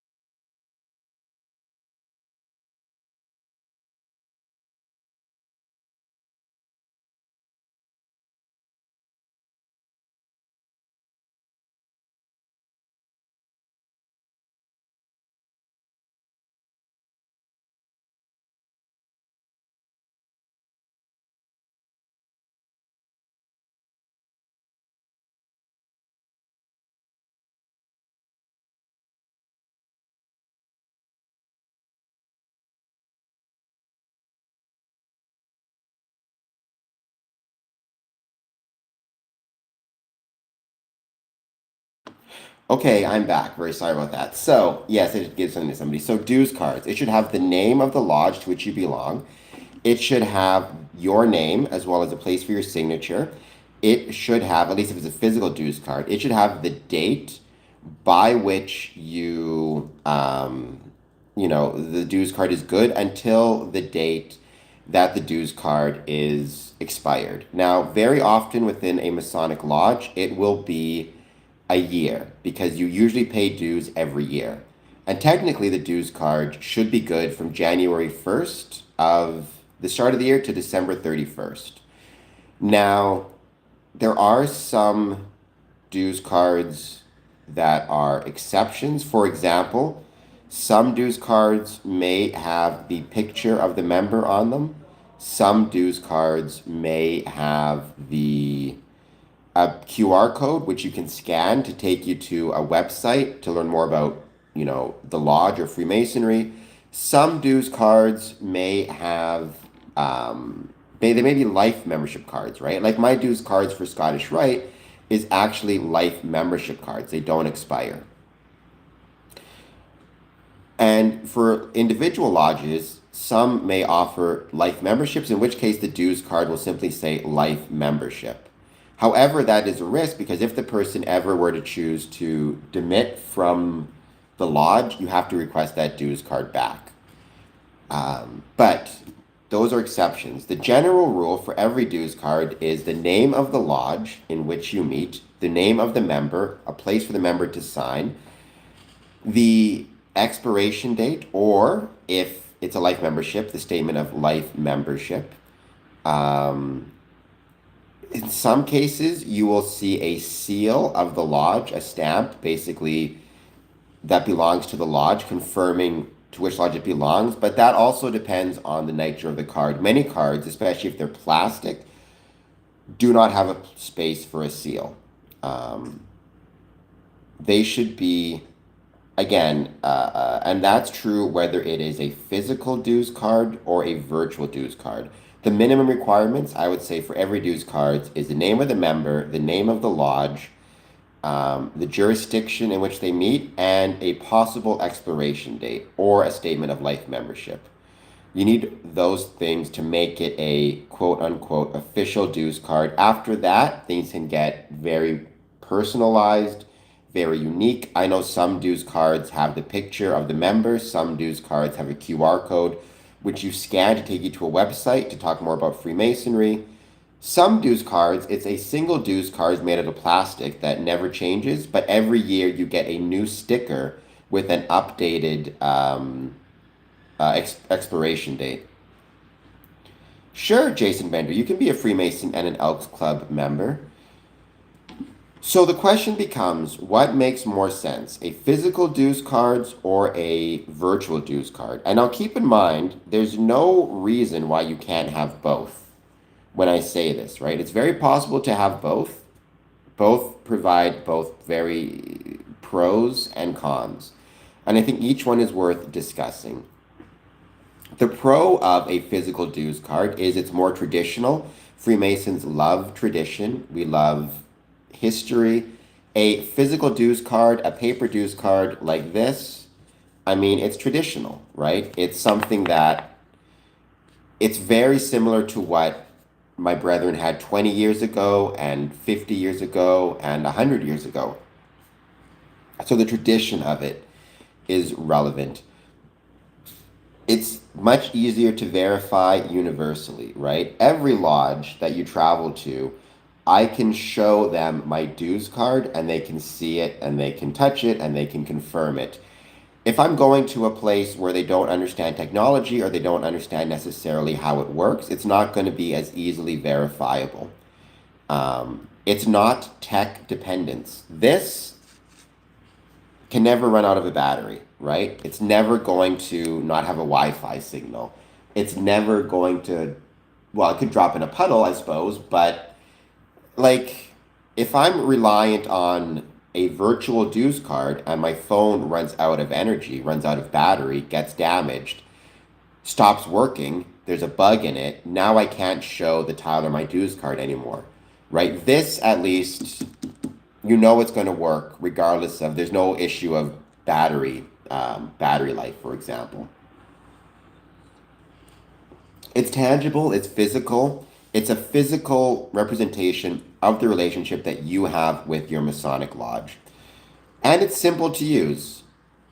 You know, I don't have to show anybody how to access a physical dues card. You reach into your pocket, you reach into your wallet, and there it is, and you've got it. I don't have to tell anybody, okay, go to this site, put in this password, save it to your phone this way, do this with your screenshot, whatever it might be, right? I don't have to worry about any of that stuff. Everybody, you can be 18 years old or 88 years old or 108 years old. You're going to know how to use, quote unquote, a physical dues card. So there's no learning curve with it. Also, these physical dues cards make excellent keepsakes. I can tell you, I've got a binder. It's basically a bunch of photo album pages, and they are full of all of my dues cards going back to when I joined Freemasonry in 2007. It's a wonderful keepsake. It's far cooler and far more interesting than having a bunch of screenshots of virtual dues cards. I can say that as well. The cons of a physical dues card, they are easy to lose and they're easy to damage. You can spill coffee on them. Again, depending on the nature of the material being used, they can rip apart relatively easily. Also, I think in 2026, it's safe to say you're far more likely and it's far easier to lose a physical card than it is to lose your phone. People are much more protective of their phones nowadays. Hard to update. Right now, again, many jurisdictions have started a thing where you get one physical dues card, and every year you get a new sticker with updated information, basically extending the expiration date. But let's say the name of your Masonic lodge changes. Let's say you amalgamate. Let's say the lodge goes dark, whatever it is, and you need to update information on that dues card, it's a lot easier to update it virtually than to have to go and update every single card, especially if you have hundreds of members. There's a forgery risk. It's much easier to forge a physical dues card than a virtual one. Administrative burden. Creating physical dues cards, you have to print them, you have to complete them, you have to fill them out. That takes time, that takes money. Virtual dues cards, I mean, it doesn't cost anything more than it costs to send out an email, which can be free if you use, for example, public Wi-Fi. Yes, Husafel, Freemasons do many charitable events in their local communities. And there's no real-time verification. I can have a dues card that looks valid and looks up to date, even if I demit from Freemasonry, and there's no way to update the dues card to confirm that information. I can just keep it with me, take it around, and still claim to be a Freemason. At least with a virtual, as soon as I demit from the lodge, thank you for the sunshine. If I demit from the lodge, then immediately my dues card can be altered to note that I have demitted. I'm no longer valid. In theory, I could get my dues card today, demit from the lodge tomorrow, and still use the dues card, use the physical dues card to travel around and claim to be a Freemason. But a virtual dues card, as soon as I demit, the secretary goes in, changes it, makes the note, and it's no longer usable. So it stops the ability for people to take advantage of the system. Thank you, Champion Wizard. It's very beat up. I traveled my dues cards a lot. This is actually an old dues card. This is from last year. I have a new one, which looks a lot nicer for that lodge. But also, that brings up a really good point. You're not going to see a virtual dues card that looks as beat up as this physical one, right? The physical ones get beat up because they're paper. They travel, they're in my wallet, they're getting rubbed on, they're getting bent. The virtual dues cards, they don't get beat up that way. So that's the benefit to virtual as well. The pros of digital or virtual dues cards: real-time updates. Membership status can be instantly verified and updated. Convenient. You're less likely to forget your smartphone than maybe your wallet even. Enhanced security. You can have QR codes, encryptions, automated systems, all that stuff on your virtual or digital phone. Cost effective, less money for mailing, less money for printing, and integration potential. Like if you use, for example, the Amnesty system, there's lots of really cool things you can do. There's a lot of cons to them as well, though. Technology dependence. If my smartphone goes dead, if I don't have internet access, I may not be able to use it. Some older members may not feel compatible with digital tools. Not all lodges may have compatible technology. Cybersecurity risks as well is a huge issue. I would say the hybrid approach is the best approach to take, meaning have a physical dues card, but also have a virtual dues card. Have both. Because each has pros, each have cons. By the way, anybody who does a $2 super chat, you will hear your comment through the text-to-speech app I have now. So give it a thought. Just a $2 super chat. See how it goes.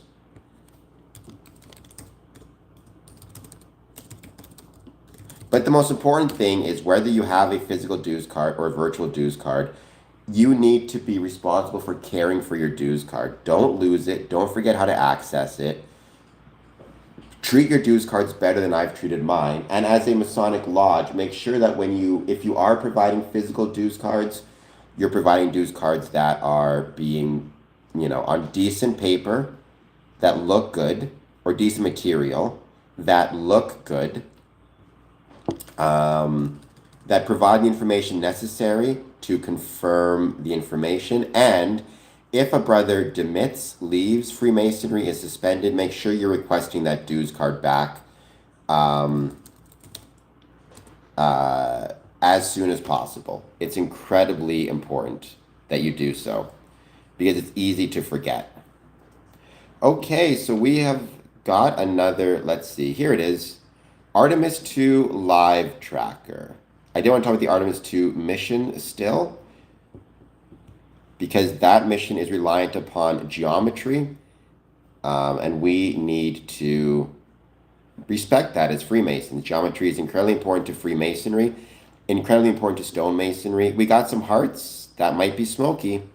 So, the Artemis 2 is 1 hour, 59 minutes, and 30 seconds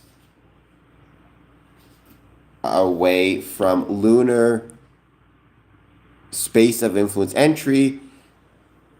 They are 9 minutes from lunar observation period beginning.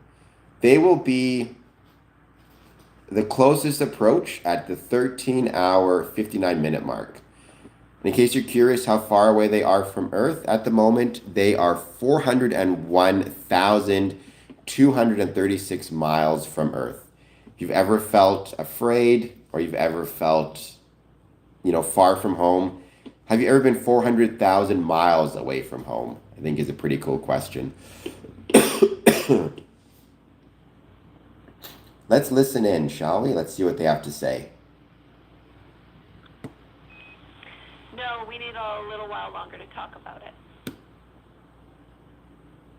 It's amazing how calm everybody is listening to this. Like, the people talking. If I was 400,000 miles away from Earth, I do not think I would be this calm, for the record. So, Jenny, I guess what's happening is just as our orbit's changing, where it is in the window is changing, so maybe these fancy little adjustments are worth it. It's going to continue to move in the window. Or is the spacecraft going to keep the moon at the same point of the window if we adjust the attitude nice in the previous? And even if I was back on Earth, you think about it, the mission control is in many ways responsible for these people's lives, right? The decisions they're making on Earth are affecting the decisions they're making in the spaceship, in the Orion. And to be so calm talking to them shows that when humanity really wants to do something, we can do some pretty incredible and some pretty amazing things.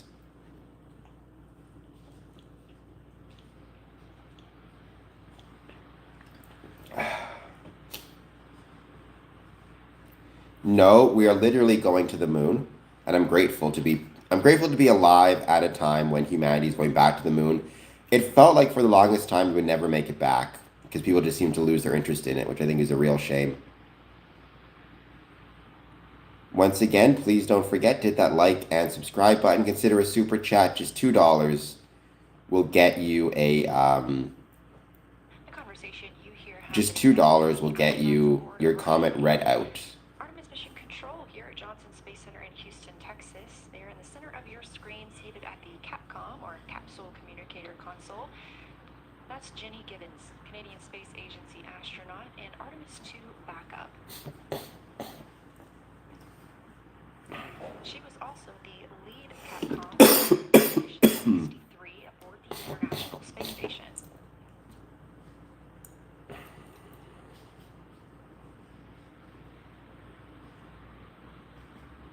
The crew is requesting some attitude changes to the spacecraft to allow them to better image the moon, our priority for today.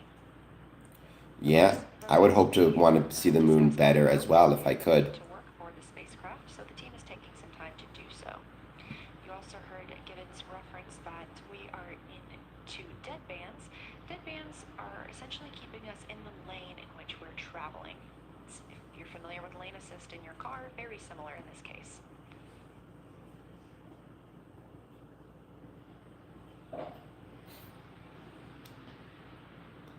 By the way, they have successfully launched their solar array mission timeline here. Let me just see if I can find more of it. They are currently at the lunar sphere of influence entry in progress. Let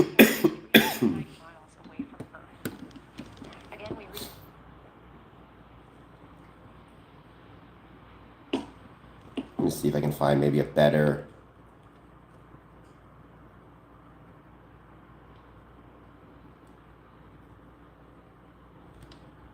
Oh, here it is. Track NASA's Artemis mission in real time.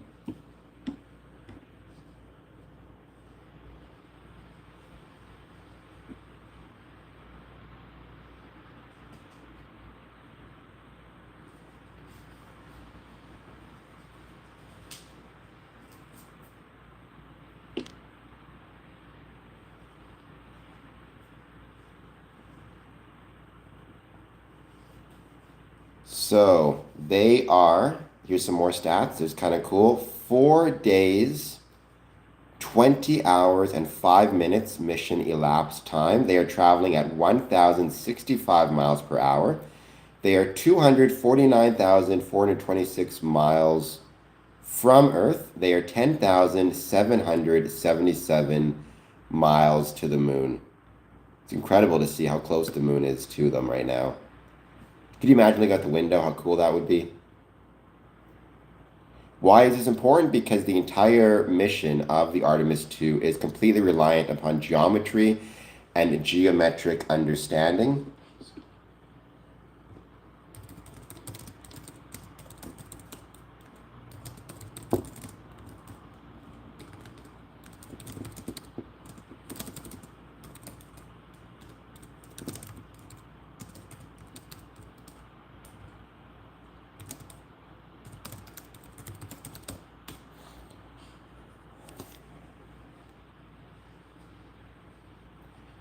right? Spaceflight engineering and Freemasonry treat geometry as a way to understand order, structure, and truth in the universe, right? When you have Artemis 2 missions, the spacecraft is following precisely calculated geometric shapes and geometric curves, ellipses, transfer orbits. These rely on principles rooted in not just Kepler's laws of planetary motion, but in Euclidean geometry through to Einstein, who basically turned gravity into geometry. Angles, velocities, gravitational relationships, gravity is geometry, align perfectly to reach and return from lunar space to Earth space.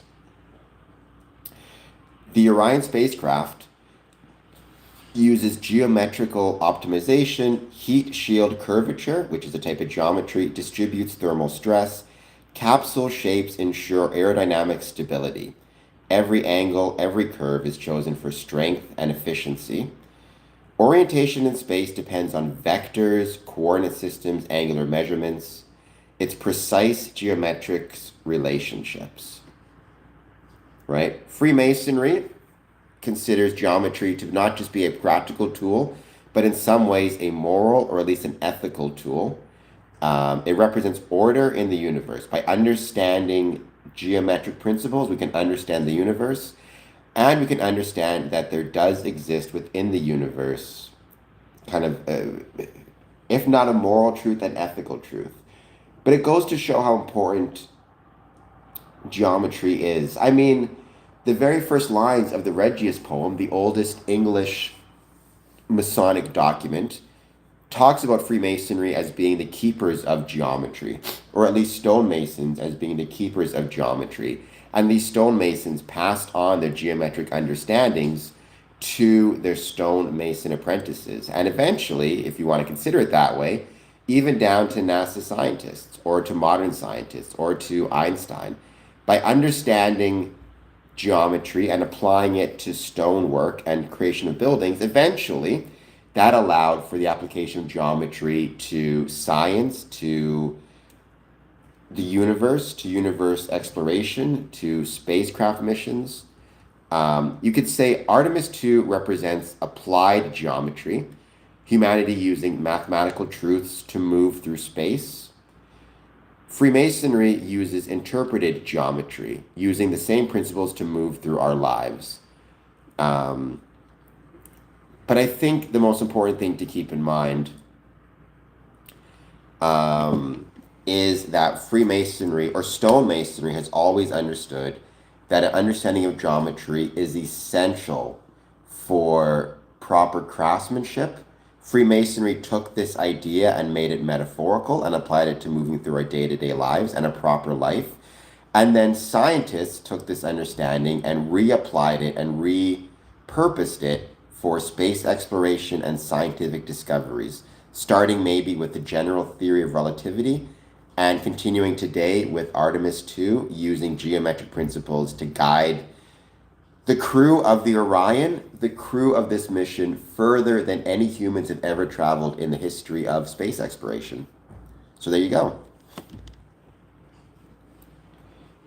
Well, I don't think we want any conspiracy theories. And I don't think we want a new world order. That seems to me you're taking a pretty huge risk with that.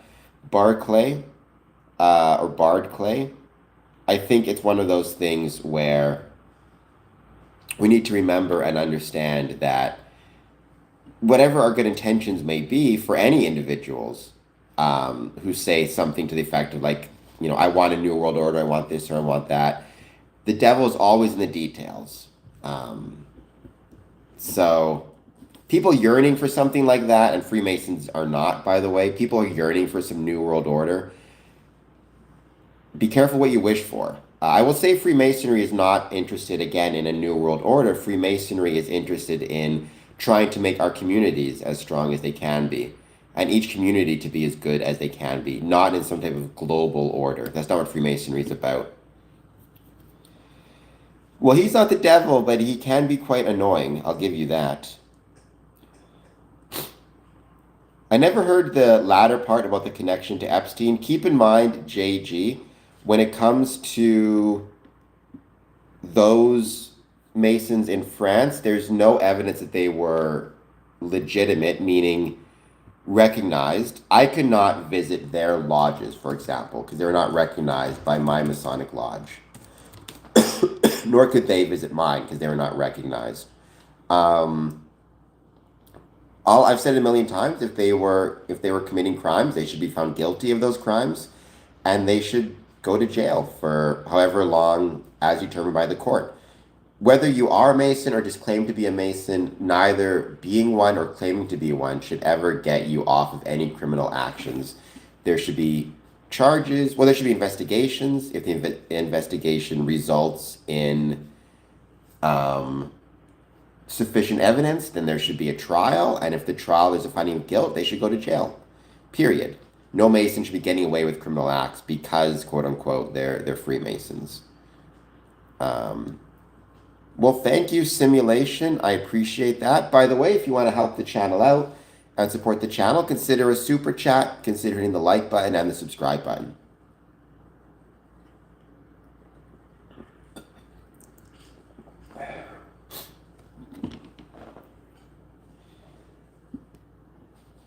I suppose with me, the Freemasons have fixed their dawn. I don't know what that means, the henchmen. Freemasons have no dawn. Barry Pulaski, I'm doing well. How are you doing? Thank you for being here as always. Let me know, do you prefer a physical dues card or a virtual dues card? If you have a preference, let me know what it is.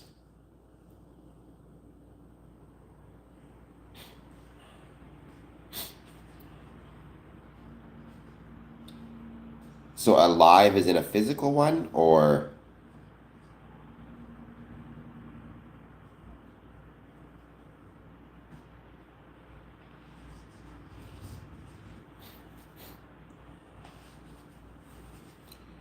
Oh, well, thank you for that. And by the way, I don't know if you saw the pinned comment, but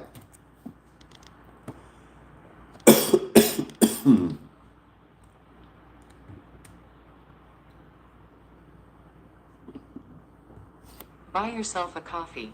we're going to turn that up a little bit. Do one more time.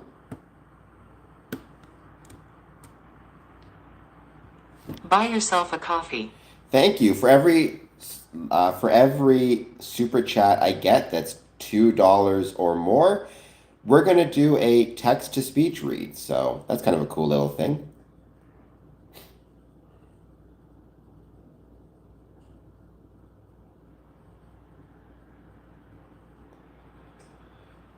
Well, let's not have any more cap locks. Click. Let's calm down a bit with that. All cap locks can get kind of tiresome after a while.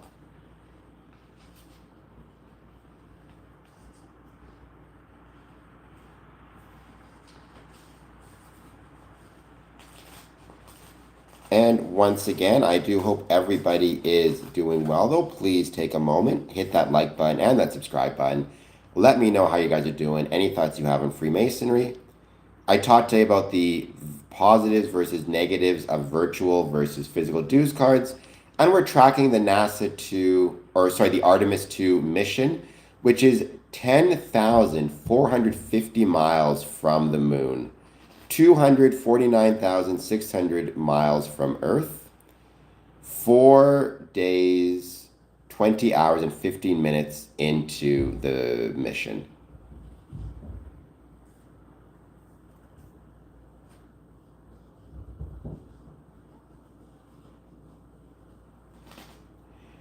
I do not know what rank is the Guinness. I don't know what that means.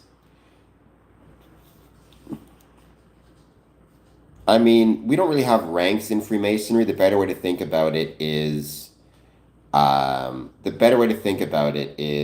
offices and degrees.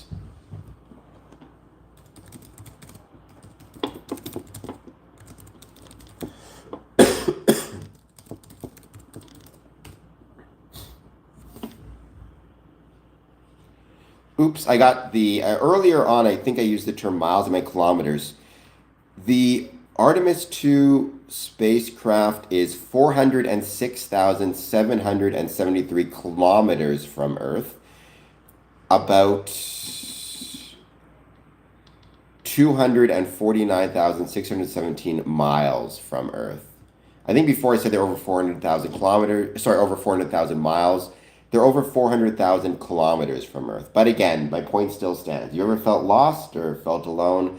Imagine being over 400,000 kilometers from Earth. How alone you might feel at that point. We don't worship Satan, sheep, and you know that, but nonetheless, thank you for being here. I hope you're doing well.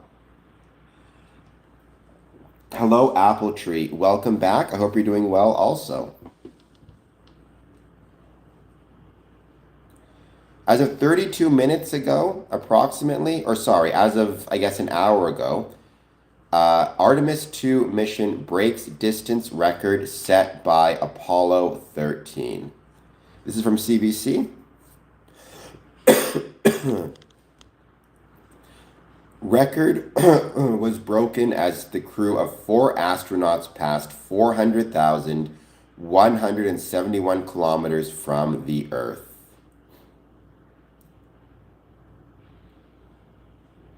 The Artemis 2 mission has broken the distance record as the farthest humans have flown from Earth. The record was broken at 1:57 p.m. Eastern as the crew of 4 astronauts passed the record of 400,171 kilometers from Earth set by Apollo 13 in 1970. The Canadian Space Agency says astronaut Jeremy Hansen and his 3 American crewmates are now the space explorers who have ventured further into space than anyone before, surpassing a record set by Apollo 13 in 1970. Welcome, Brother Michael Moore. That's a very good point. You can have more information on there. You can have a seal. So that's a valid point, Brother Michael Moore.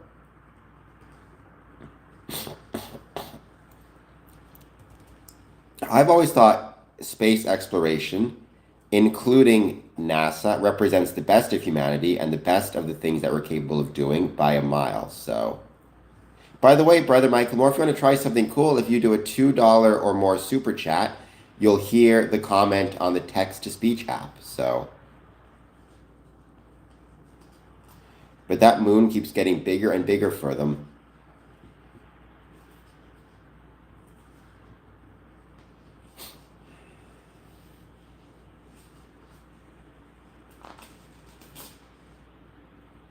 NASA is to be trusted, but you can disagree, that's fine.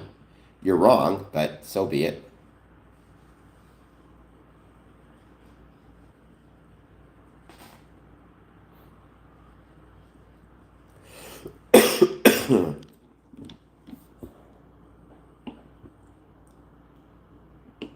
Well, thank you, Michael Moore, though I don't see... Here, we're going to do this one then.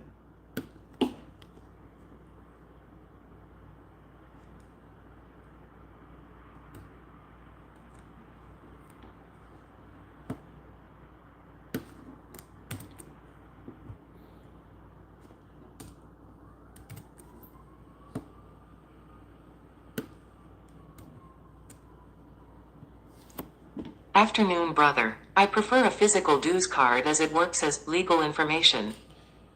All right, so we did that one because I didn't see a comment on your thing. Thank you, Brother Michael Moore, for that. It was much, much obliged. By the way, we're having, if you want to join us, tomorrow in Thistle in Amherstburg, we're having our virtual, sorry, not virtual, excuse me. Tomorrow in Amherstburg, we're having Masters Night. It's going to be fun. I'm going to be there doing a presentation about Border Cities Lodge and a presentation about my Masonic journey. Never heard of it before, but I will check it out. I mean, I'll just type in Google, see what comes up.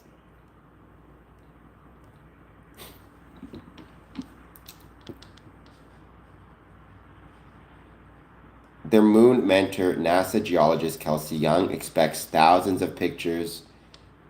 Good day, High Altitude. I sent you an email, High Altitude. I don't know if you got it and if you responded.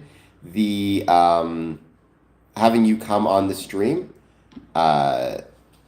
let me know if you're still interested and what times might work. And I don't know if you see how to investing, but if you were to do a $2 or more super chat, you'll hear your comment read out through text to speech. And thank you for the heart, Adrift. That's very kind of you for the floating heart. No worries, people are super busy. But how's it going for you? I hope it's going well.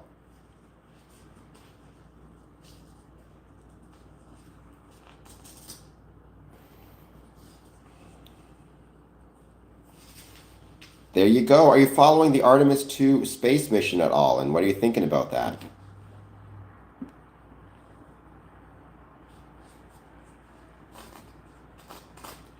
Welcome back. Thank you for being here.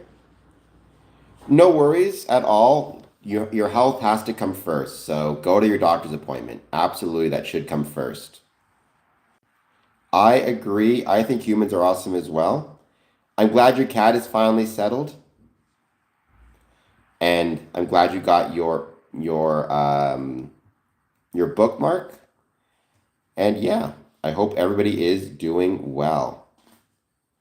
Don't forget, join me on Patreon. You'll get some cool stuff. You'll get some coins. If you do a $10 super chat, you'll get some coins as well. So, some coins for my travels throughout the world, in fact.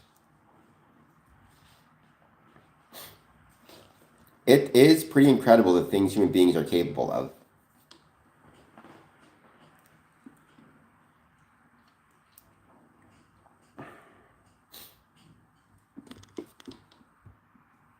NASA is. Actually, we'll probably be during this stream, get to the 10,000 mile mark. Maybe I'll stick around for that. Currently, 249,740 miles from Earth, or over 400,000 kilometers. 10,163 miles to the moon.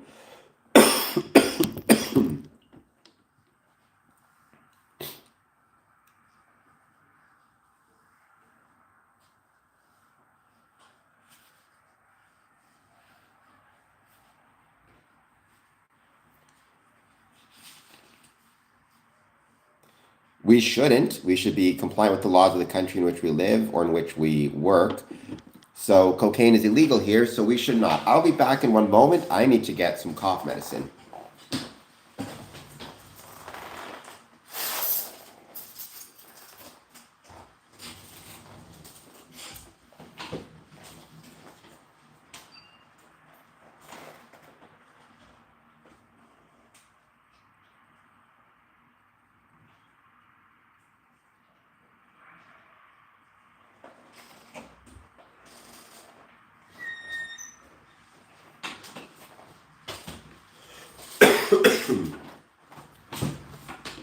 One of the things that's really annoying is whenever I get a cold, I always end up with this stupid cough that lasts forever. It drives me crazy. All right, sheep, you're going to find yourself banned pretty soon. I've been watching it fairly regularly. I think it's really cool. Again, part of it is because Buzz Aldrin being the second man on the moon and being a Freemason, and me being a member of Tranquility Lodge, named after the Sea of Tranquility. Obviously, I should have a lot of support for this mission.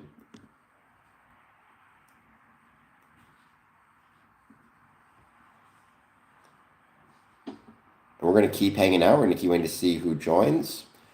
I gave my discussion earlier about the benefits and the drawbacks of virtual versus physical dues cards. I hope you guys will check that out. Let me know what your thoughts are.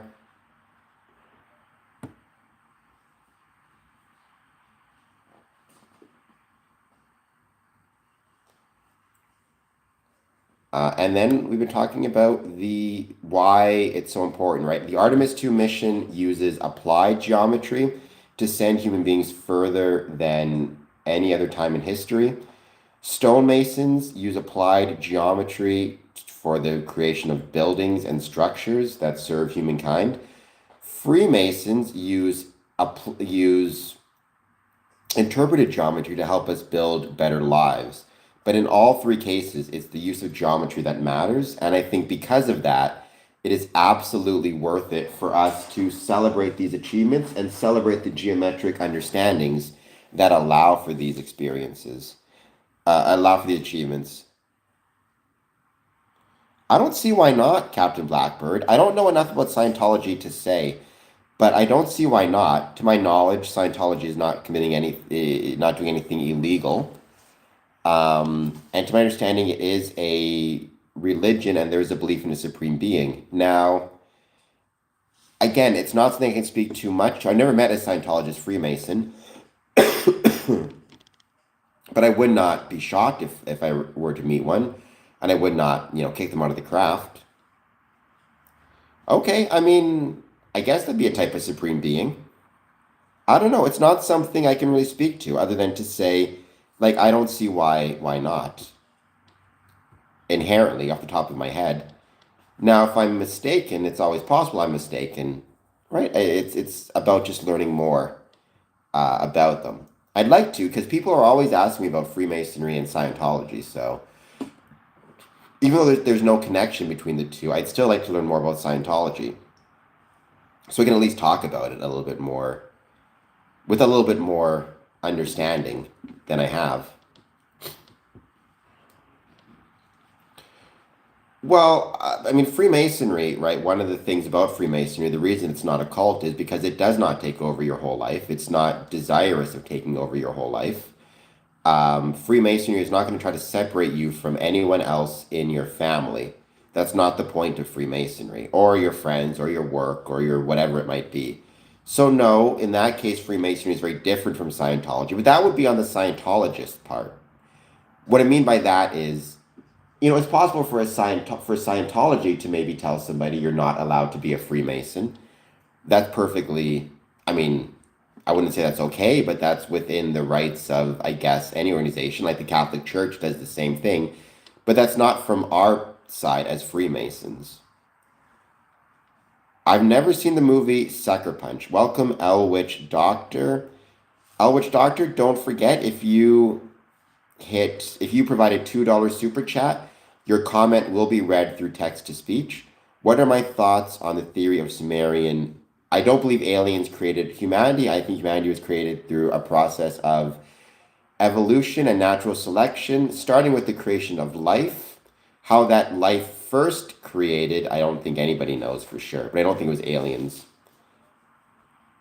I mean, I can't speak to it. I've never seen it. Sometimes movies that are complicated, though, are fun to watch. I will say that.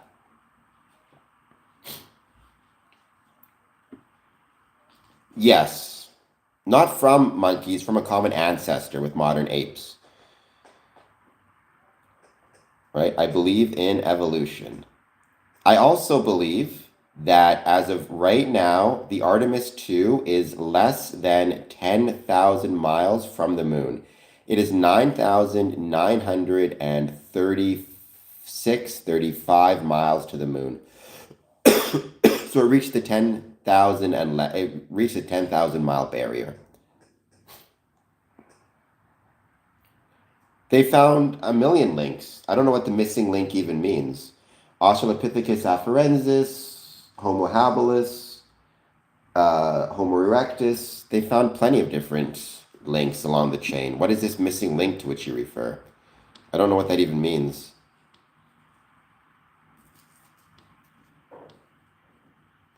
That doesn't sound exciting enough. I think that those worthy will end up. I mean, I don't know if I want that exciting of a life. I'm just happy living the life I've got right now. I've known gay Freemasons and straight Freemasons. Freemasonry values you if you are a good man, honorable and true, or trying your best, and trying your best to make to make yourself better, make the world better. It doesn't care if you're gay or straight, nor should it.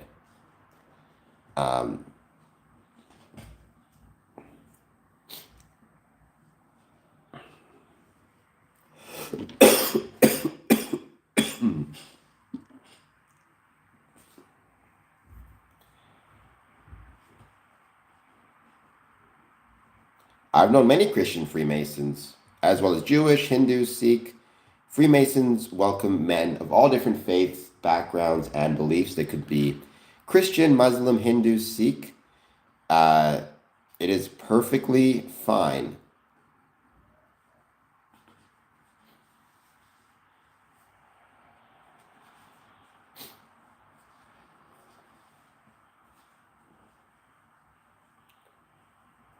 I don't know what that means. I prefer bacon if I had to choose. Bacon sandwiches are better than sausage.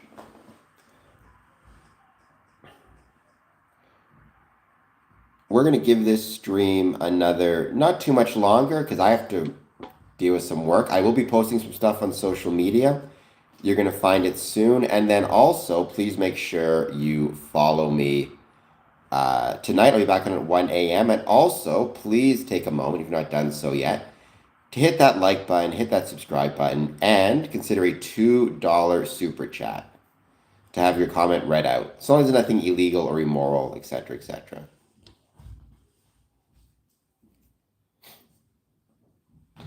All right.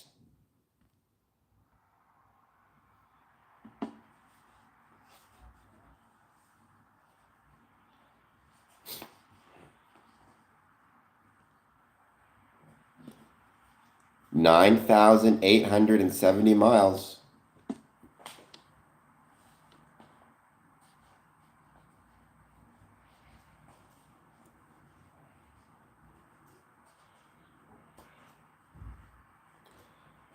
Yeah, there are Jewish Freemasons. Again, Jewish, Hindu, Sikh, Muslim, Christian. Freemasonry does not discriminate based on one's religious beliefs, which is, I think, one of its greatest strengths.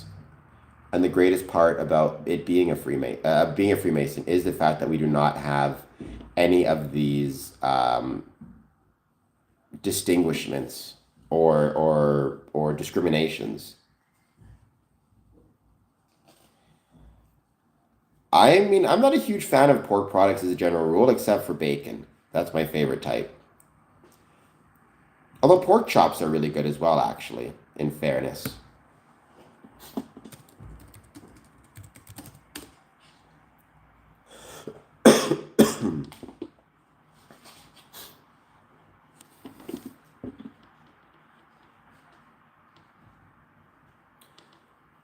The Artemis 2 astronauts, once again, are now further from Earth than any humans have ever been.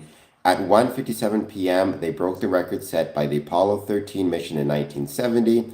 Their journey around the far side of the moon will take them a maximum distance of 252,752 miles from Earth.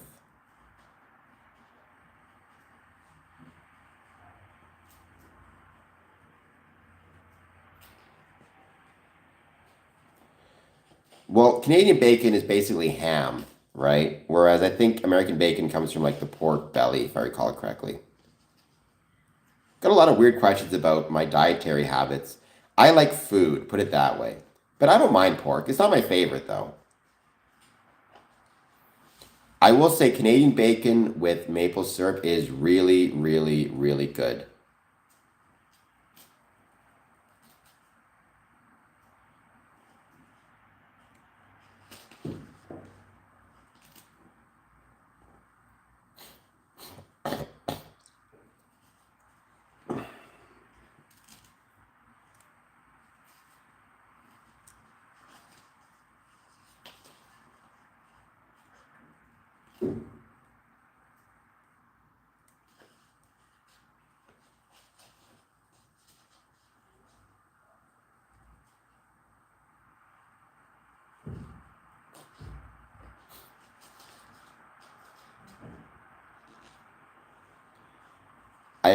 Gluttony is wrong I mean, I don't think gluttony being wrong is something that Freemasonry believes exclusively. Certainly, I think Freemasons would believe that gluttony is wrong, but by the same token, so should most people, right? Gluttony, as a general rule, is simply something that is going to be harmful for one's health, one's happiness.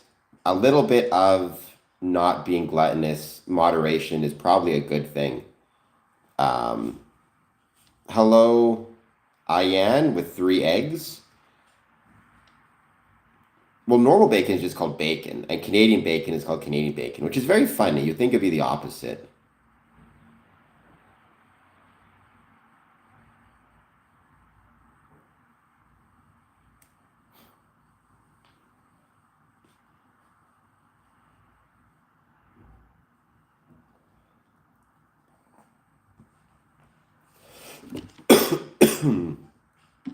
We're just hanging out. We're back to just chatting. I may join the Shriners at one day, Mr. Palat. I don't have any plans to right now, just because I'm so busy focused on Square Compass promotions. But I am considering it. Absolutely. I mean, I think the Shriners are an incredible part of, I think, credible part of being a Freemason are the appendant bodies that make Freemasonry so special. That includes and is not limited to, that includes and is not limited to the Shrine, the York Rite, Demo Lay, our youth groups, Scottish Rite, obviously. I mean, we wouldn't call it a subcult because Freemasonry is not a cult at all, so it cannot have subcults by definition. The Shriners is not a subcult. The Shriners are an independent body within Freemasonry. Much more of their focus and their emphasis is on charitable activities and charitable work. They're a really cool part of what it means to be a Freemason. But to join the Shrine, you must first be a Freemason.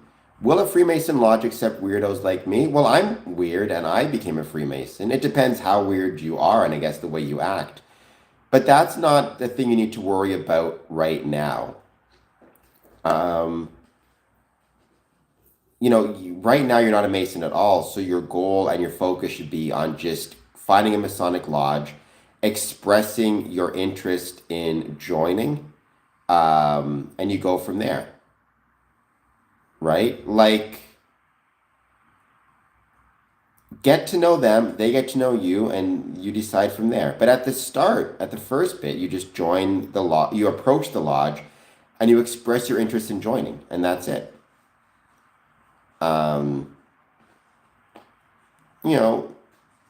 If the lodge feels like maybe you're not going to be a good fit, or you're not right for Freemasonry, or you're interested in joining for the wrong reasons, that's okay. By the same token, maybe you'll decide that the lodge is too weird for you, or the membership is too weird for you. Who knows? So Freemasonry is not silent, and it's not a gay club. So there you go. I told the American until he speaks the Queen's English. I mean, if somebody's trying, they're trying, right? I'm not a big believer that anybody should knock anybody else who's trying their best. So if somebody's learning how to speak English, it's a second language, and they're trying their best to speak it well, then we should not be judging anybody. Whoa, AI. I don't agree with that. I think a lot of Americans are really wonderful people. Sheep, that's possible. I would question it, but anything's possible. I can't confirm you're a Freemason. Or not a Freemason, I should say.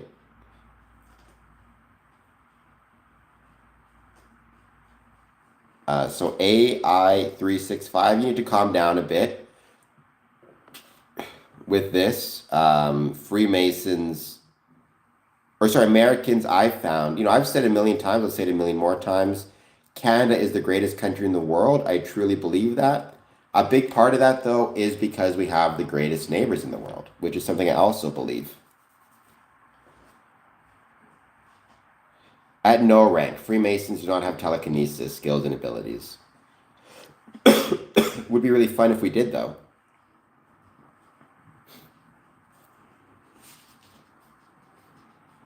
Russia does have Freemasonry, grind_111.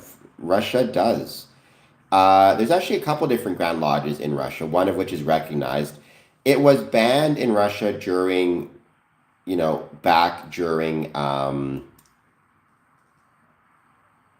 it was banned in Russia or the Soviet Union, I should say, after the revolution, but it came back in approximately 1995, thereabouts. We're not everywhere. Freemasonry is much less ubiquitous than people think. It used to be more ubiquitous, but we do exist in many different countries, in most countries around the world. I don't know what a AAA location is, but that's not been my experience. I mean, what I would say by that is saying I don't know where AAA location is in my experience within cities. In some cases, Freemasonry is located in downtown areas. In other cases, it's located more in suburban areas. Don't forget anything if you want to do a super chat, just $2 super chat. Your super chat will be read by the text to speech app. So, Putin is not a Freemason. So again, that's not been my experience. Now, historically, that was more likely the case because Freemasonry is so ubiquitous and had so many members, it could afford maybe more expensive real estate. But in 2026, much less the case.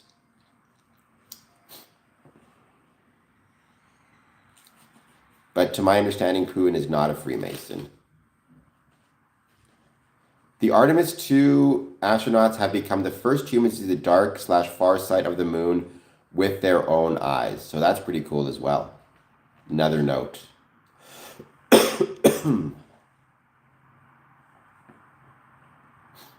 All right, guys, I need to end this stream. We'll be coming back on with another stream shortly. I mean, when you say is gambling allowed, like we're not going to be gambling during a lodge meeting, obviously. For a personal individual Freemason, it's going to depend on what's allowed in his country or his community. So here in Windsor, we have Caesar's Windsor. I'm sure that if a Mason wanted to, they could go to Caesar's Windsor and gamble, but it'd be up to them to decide, right? It's not, you're expected to follow the laws of the country in which you live and work. So it's going to depend on the country itself. I would say during a lodge meeting, though, we should not be gambling, obviously.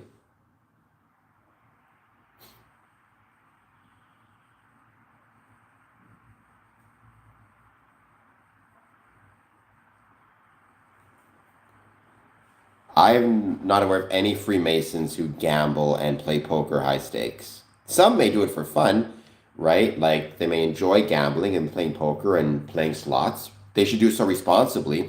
One of my proudest things is organizing visits to the Masonic Lodge of Play Smart, Ontario to talk about problematic gambling and how to make sure you don't fall into it because Freemasonry are or is at much of a risk of, a Freemason as is at as much of a risk of developing problems as anybody else.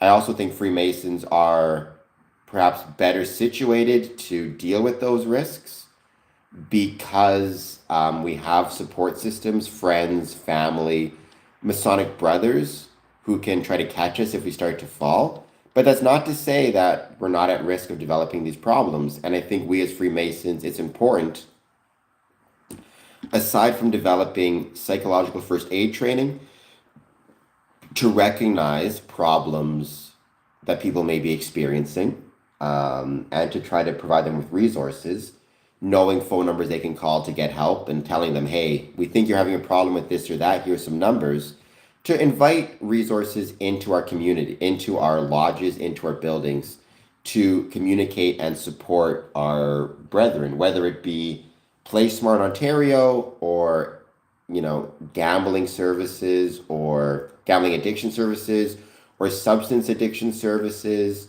having phone numbers on hand. So if, let's say, a Masonic brother calls the secretary and says, I'm really struggling with gambling, I'm really struggling with whatever it might be, you can say, here's some numbers to call, whatever it might be.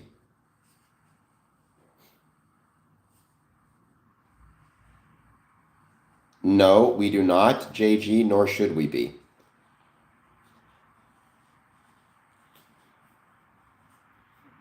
Again, grind. I would say if you're playing slots and it's legal in your country, in your city, and it's fun, that's perfectly fine. But I think the question has to be, is it fun? Is it something that you enjoy? Or are you doing it because you're trying to make money or get rich, or it doesn't feel fun?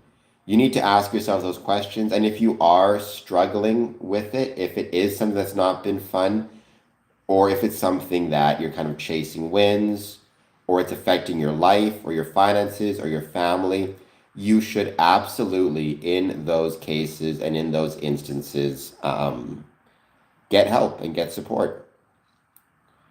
All right.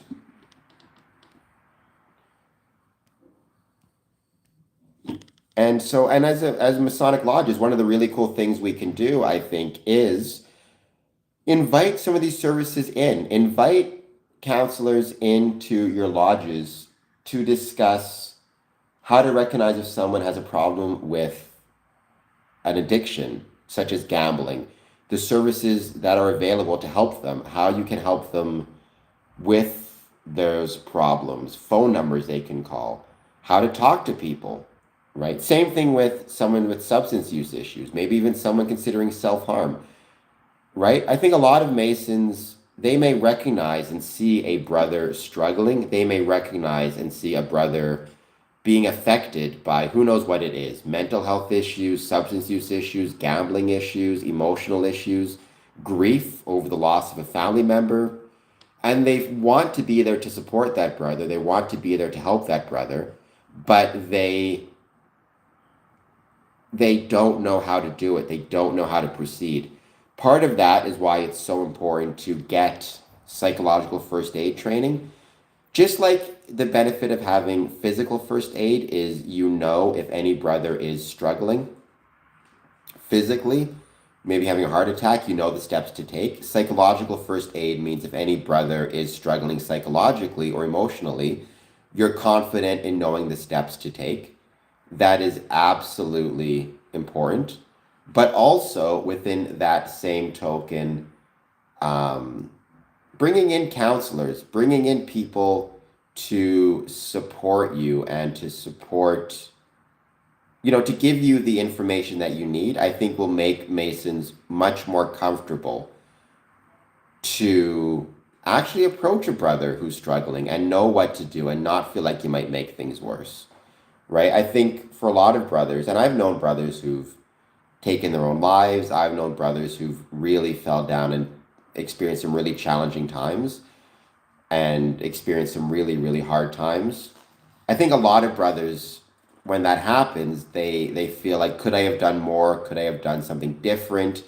Could I have talked to them more? Whatever it might be. Taking psychological first aid and inviting counselors and having a list of phone numbers on hand is a really good thing and maybe can help you deal with those feelings of guilt if, heaven forbid,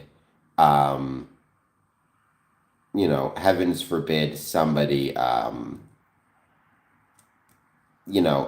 starts to slide down some very bad paths in life. I did Space Lagoon. Yes, it's very sad, but we need to keep in mind those are not recognized Masons.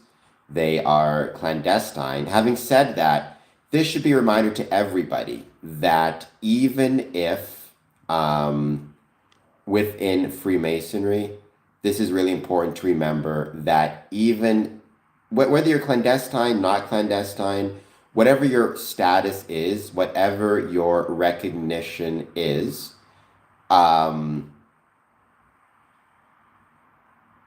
if you are calling yourself a Mason and you are committing criminal actions or criminal acts, or just acting in a manner that is in general harmful to society and the community, you are going to reflect negatively upon all of Freemasonry, and it's incredibly dangerous. So it's just important that you remember that we have responsibility as Freemasons to always be acting in a manner that is going to shine a light positively upon Freemasonry, at least as much as possible, in my humble opinion.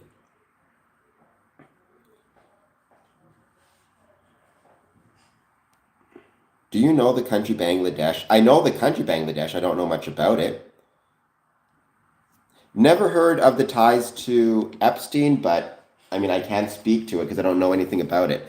I have to go to the washroom like crazy. I'll be back in a moment. Hold on just 1 second. Oof.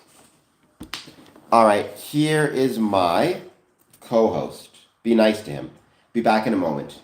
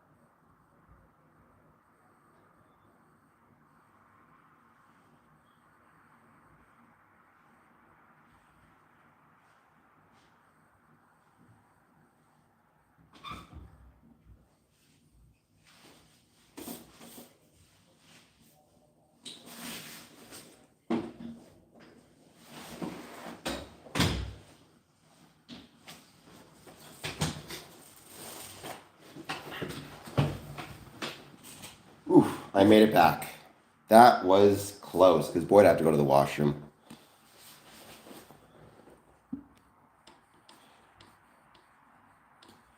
Well, there's no paddling, but what should happen is Freemasonry should suspend you. Now, again, the problem is there's almost nothing that can be done about this lodge in France because, to my knowledge, they're not a recognized Masonic body, anyways, right? The normal way you would deal with this situation is if you find out that there's a Masonic group or organization or body that is committing criminal activities in another country, you remove recognition, which means what you do is you say, okay, nobody from Ontario, for example, is allowed to visit a lodge therein. Um, but we already did that. They're not an officially recognized Masonic lodge or Masonic body, to my understanding. So there's nothing much we can do except remind people they're not recognized, they're not officially Masonic, at least pursuant to the Grand Lodge of Canada in Ontario. But it's not going to stop the conspiracy theorists from speculating wildly about this, unfortunately. So yeah, it's one of those things where there's not much we can do about it, and that's what makes it really unfortunate.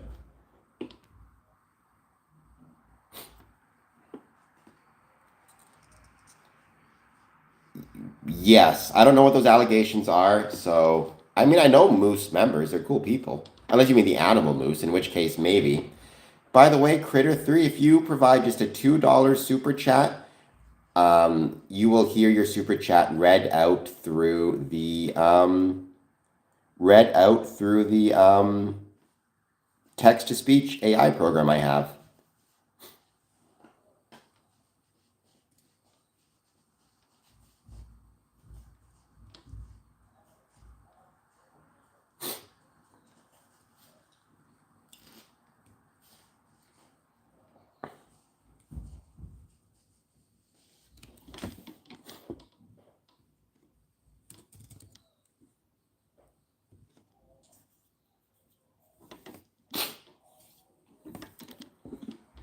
I mean, the fun fact, OG, don't disagree with that. I need to weigh more information about what you're saying.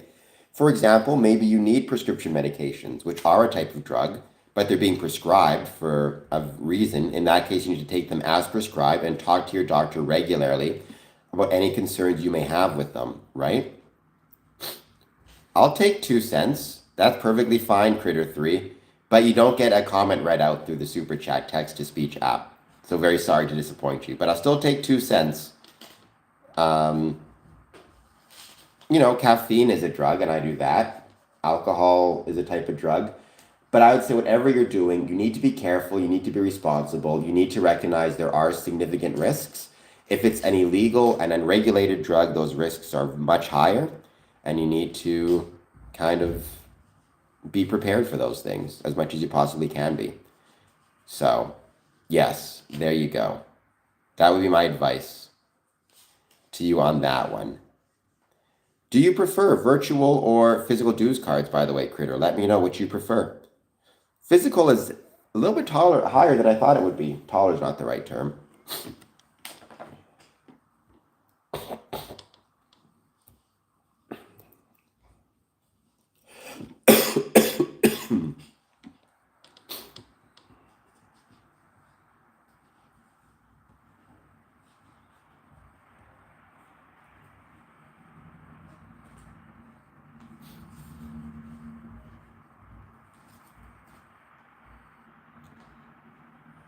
We're going to give this a little bit longer, see who joins. Thank you again, everybody, for being here. Tomorrow, I will likely be live streaming to you from Amherstburg, so be prepared for that. That's going to be a lot of fun.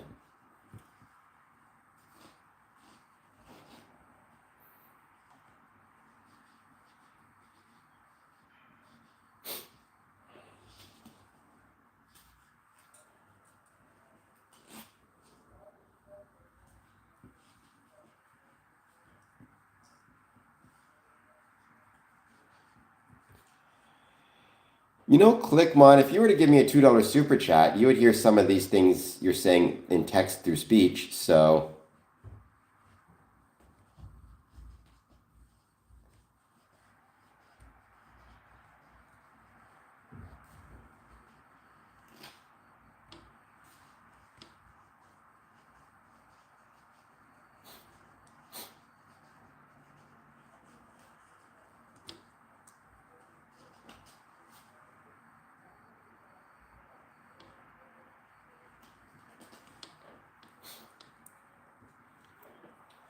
Artemis 2 is now less than 9,000 miles from the moon, 8,930, which is pretty incredible.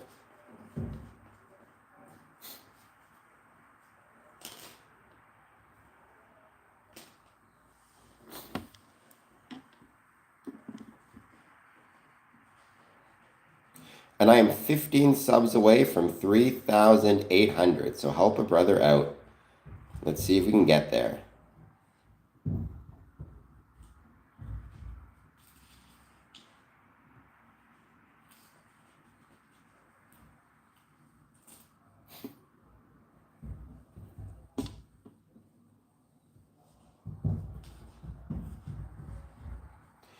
I agree with that, Gooey, 100%.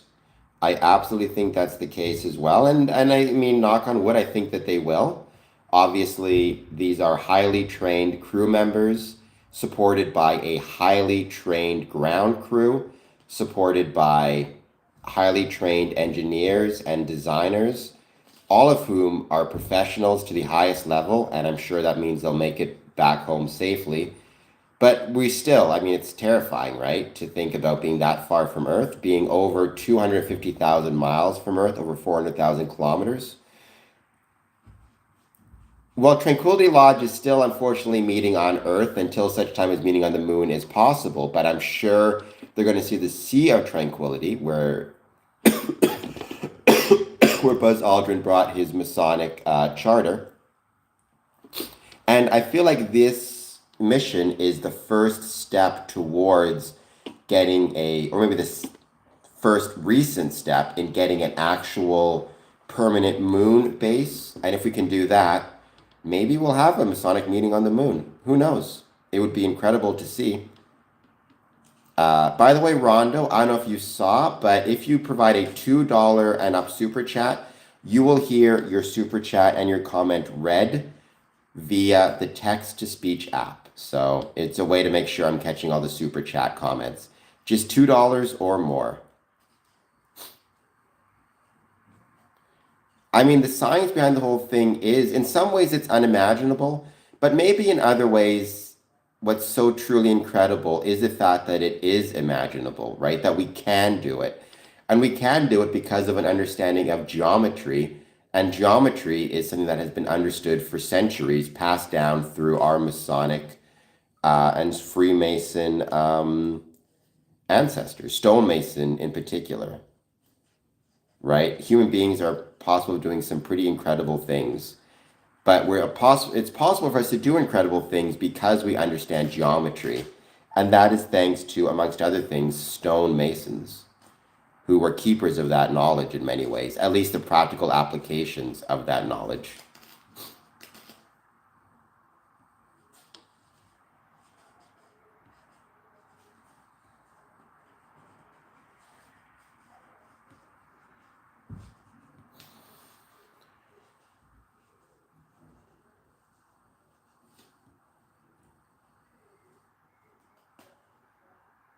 We're going to give this a little bit more time. Please take a moment, as always, hit the like button and the subscribe button.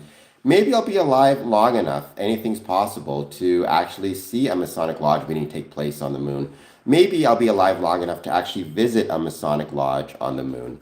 Anything's possible, and that would be absolutely incredible.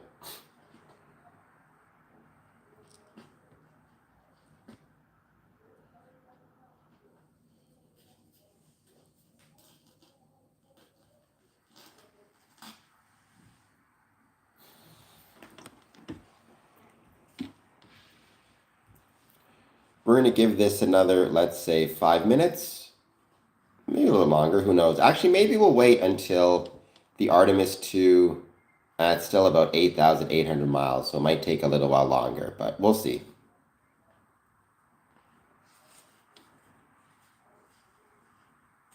But if you want to check it out, nasa.gov/missions/Artemis-2-Arrow, AROW. Earth, the star, remote viewed the Artemis mission? I agree, cyclic discipline, They have absolutely outdone themselves. By the way, they are 8,760 miles from Earth. Sorry, 8,760 miles from the moon. They are over 250,000 miles from Earth.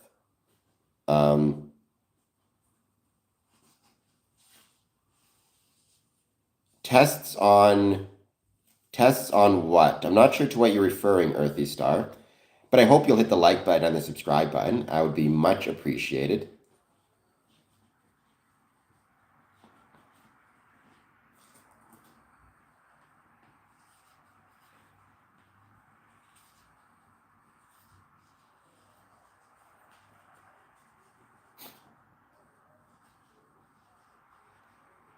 We're 15 subscribers away from 3,800, so that'd be really cool.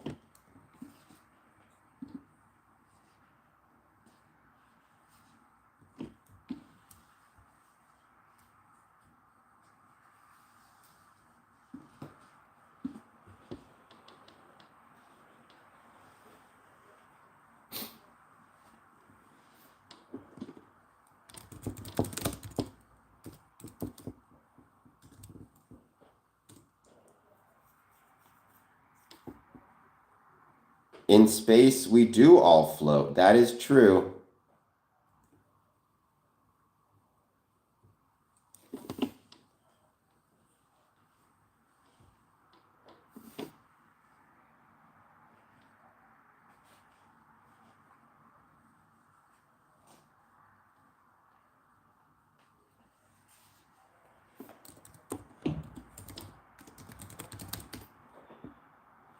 So light free, I don't believe that to be the case at all. We are not trying to breed with aliens. I don't think that's the case. I think that's a bunch of nonsense.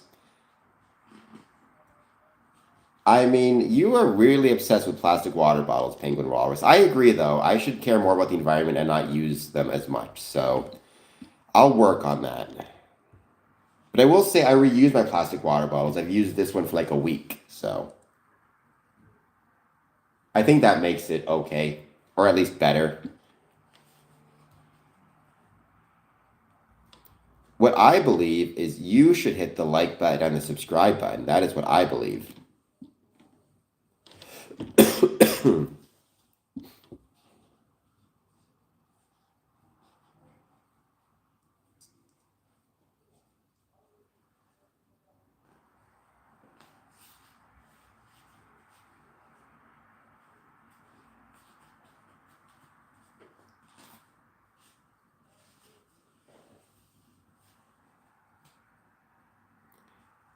You're not wrong, Penguin. You're not wrong. Looking out for the environment is a good thing. If you're going to look out for this channel, hit that like button and subscribe button and $2 super chat.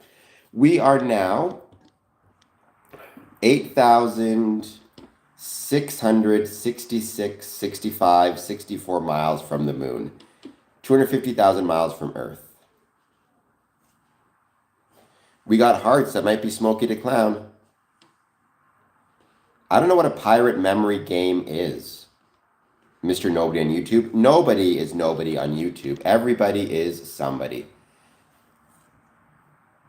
They are traveling at 1,037 miles per hour. It's crazy to see how much their speed has, or their velocity has declined. I remember a few days ago, right? Because they were about 4 days in, so I think like 2 days ago, I think their velocity was over 6,000 miles per hour, something like that. I think even higher at some point.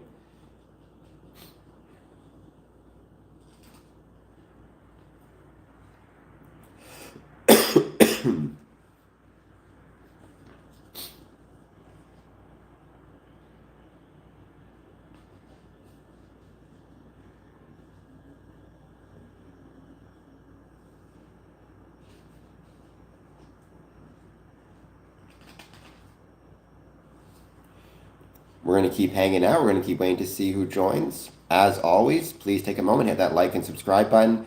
Any thoughts you have on Freemasonry, please let me know. We're just hanging out. We were talking about physical versus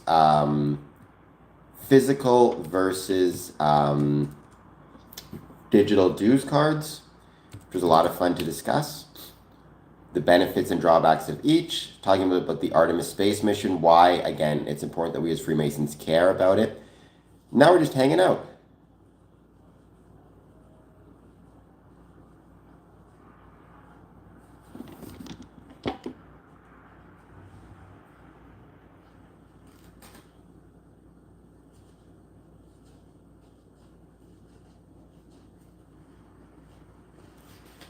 Cambodia is a very happy place. I'm sure the people are. I mean, I can't speak for the country. I suspect it has its problems, but what countries don't? Still, I'm living the Canadian dream, but I do love America as well. I have played the board game Settlers of Catan. Ian Bailey mod, to whom are you modding? Are you a supporter of Donald J. Trump's? So Freemasonry is not political. There are many Masonic lodges, but you're not allowed to discuss politics in them. And there are many Masons.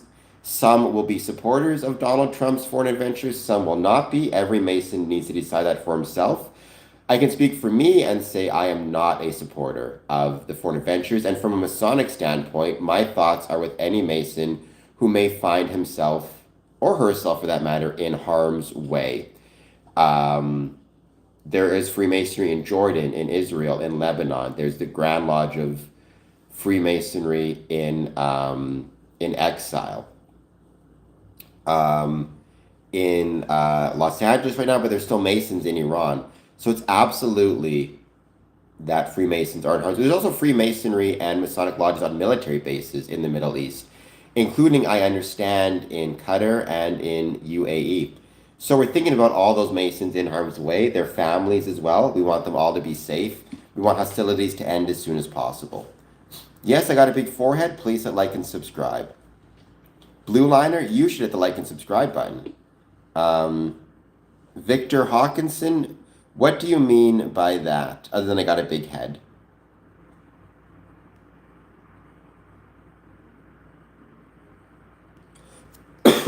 Well, light free, I will say this. People can get very, very, very, shall we say, passionate about Monopoly. If you're so passionate you're ending up in jail, maybe don't play Monopoly. To everybody watching this, don't forget also, if you want to hear your comments being read, if you want to hear your super chats being read by text to speech, just $2 or more.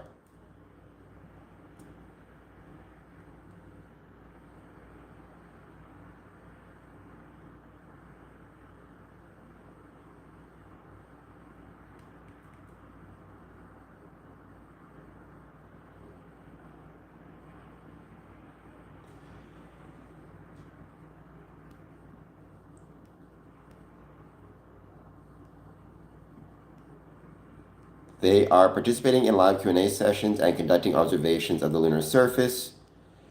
Okay, awesome. Yes, they are. And they are... Oops, I had it a second ago.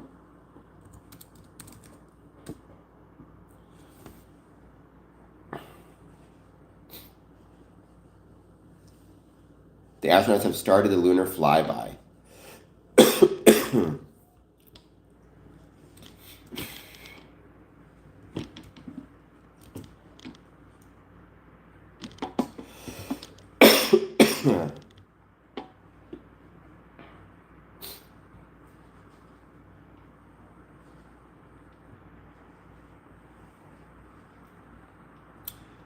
Oops, I would not say that is the case. They are going at 1,034 miles per hour. They are 8,047 miles from the moon.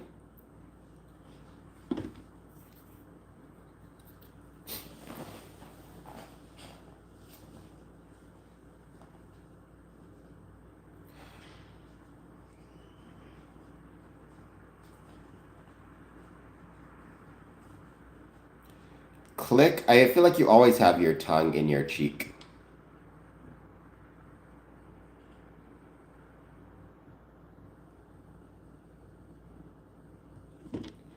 I've grown to just accept that about you. I agree. And hopefully it will remind people, if they see the pictures, that we are all here on Earth together. We have one planet. We are on here we are so limited in space and time. Maybe we should be a little bit nicer to each other. I think that the Trumper supports the Canadian astronaut. Who knows? Who knows what he thinks? I haven't heard him say anything about it. I wish we were spending more time talking about this mission. I think it's unfortunate that we have, in some ways, what represents the worst parts of humanity, violence and harming others, this war, or at least conflict, happening at the same time that you see the best of humanity, which is space exploration. Sometimes, though, in fairness, the two of them go hand in hand, right? The best and the worst are very often on knife edge apart. I think he's certainly, in my opinion, and I'm not speaking for Freemasons, President Trump is making the world. It's not going well right now, but we need to remember that everything's eventual. Everything is just for a little while. Sooner or later, he's not going to be the president anymore. And we need to think about the future and what we can do to make the world a better place.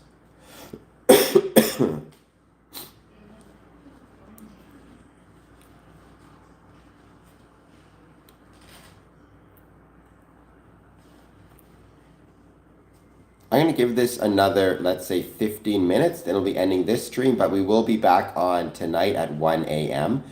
And tomorrow we're going to be traveling to Amherstburg. So I'll try my best to do some streams while we're going there. Should be a lot of fun. Because I got a long face, Cindy. Also, no one has really been taking advantage, or some people have, and thank you for that, but we need more people taking advantage of this super chat option. $2 super chat, you will hear your chat read out via and through our text-to-speech app. So, well, I understand the Artemis 2 mission is not landing on the moon. It's also traveling further than any other humans have traveled, including further than the Apollo 13 mission. It's also meant to set up eventually to be another stepping stone, masonry, towards full human, full-time human settlement on the moon. Well then, Cindy, hopefully you can hit the like button and the subscribe button, and that is more than enough, and I'd be grateful even for that. Believe me, that helps out big time. Just you being here is well worth it. Or is very helpful, and that's more than enough. It's incredibly grateful. It's one of those things where there's so many different ways to support the channel. Financial is one way, but it's not the exclusive way. It's like Freemasonry. Presence and involvement is far more beneficial than financial support.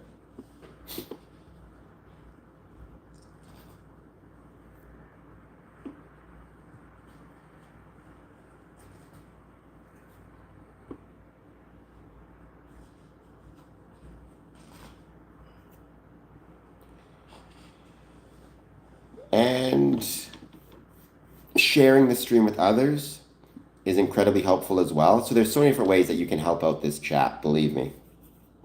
Just being here is a big help. I've been a Freemason for 20 years. The purpose of this channel is to promote the ways Freemasonry was and is relevant to the communities in which it's located, and is also to turn my passion for Freemasonry into a profession. I don't think he does. I've never heard any evidence that he has a Masonic lawyer. I mean, it's possible. I just don't know. But Masons are lawyers. Masons are plumbers.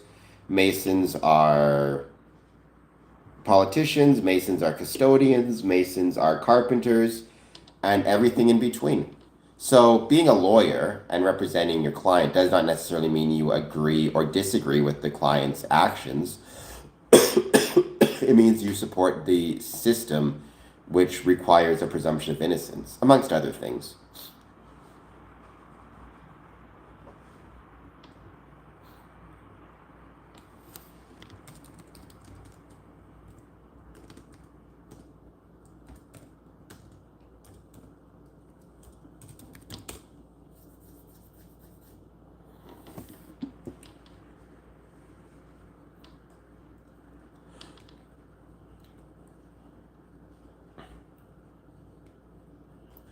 I don't know what an ad stream is. I'm not like advertising Freemasonry per se. I mean, if you see this stream and then decide you want to join Freemasonry, I mean, great, but that's not the purpose. The purpose is for me to create content promoting Freemasonry's relevance and why I love it. And then, turn that passion for Freemasonry into a profession. It's no different than if you're passionate about movies, right? You start a stream talking about movies. You hope to turn your passion for movies into a profession by creating content that gets monetized and people supporting that stream. It's much the same way. Prince Andrew is not a Freemason. The last member of the royal family to be a Freemason, to my knowledge, was Queen Elizabeth's husband, whose name I forget. And the Duke of Kent, I think, if I recall correctly. Was that Prince? Who is the Duke? Hold on just 1 second. I want to make sure I got this correct.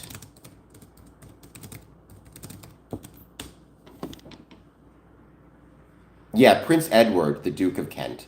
He's held that position since 1967. But I mean, yeah, in theory, this idea that Freemasons all have to have a specific job or specific profession or be rich or famous is a whole bunch of silliness. That's not how it works.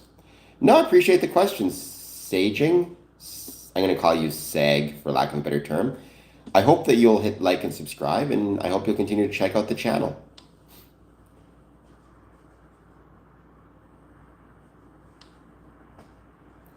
I do my best to rock. I don't always succeed, but I do my best.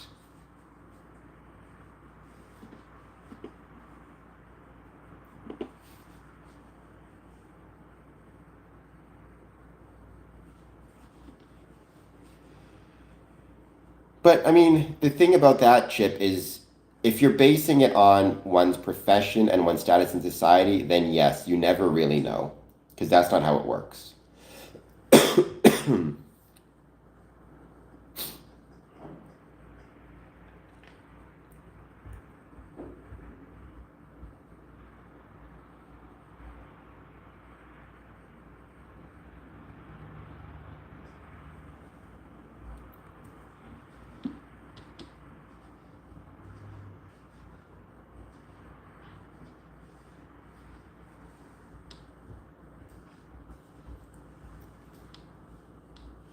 What do I think of? I don't know who that is. Who is Mazzini? I'm not sure who that is. Ashes in your mouth, though. If you provide a $2 super chat, you'll hear your comment read, text to speech.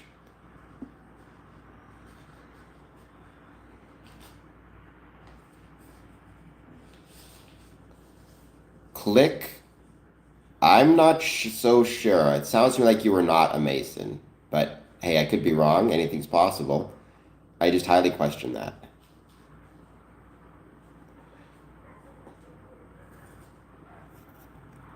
Oh, are you talking about, so was he the person who pretended to be Albert Pike? Because famously, supposedly, Albert Pike wrote a letter claiming Masons would have 3 wars or start 3 wars. It was a forgery. He never did that. Freemasons are not a political organization, right? The decision as to whether a country goes to war or does not go to war is a political decision. So Freemasons have nothing to do with it. At least as an organization. Individual Freemasons may be in positions of politics, like FDR was a Freemason, so was Truman, but that doesn't mean the decision is a Masonic decision. Just like if you're a Freemason who's a plumber and you are trying to fix a pipe, that's not a Freemason decision how to fix the pipe, right? You're making that in your profession, which is separate from your time in Freemasonry. Freemasonry may give you certain ethical considerations by which you make these decisions, but ultimately, the decision is separate from your Masonic commitments.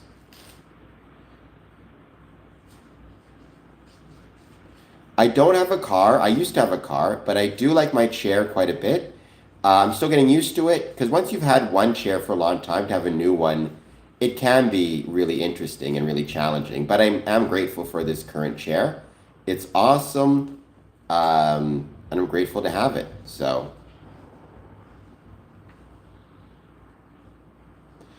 the group is not diabolical. That's just, you're incorrect. Ashes in your mouth. Which, hey, you know what? People get to be incorrect for better or worse. It's one of those things that happens. But you are incorrect. I mean, it's, to my knowledge, it's pretty much the same as the KJV. The difference is it has places in the front for Masons to sign. Sometimes it has extra, like, information about Freemasonry, but that's separate from the Bible itself.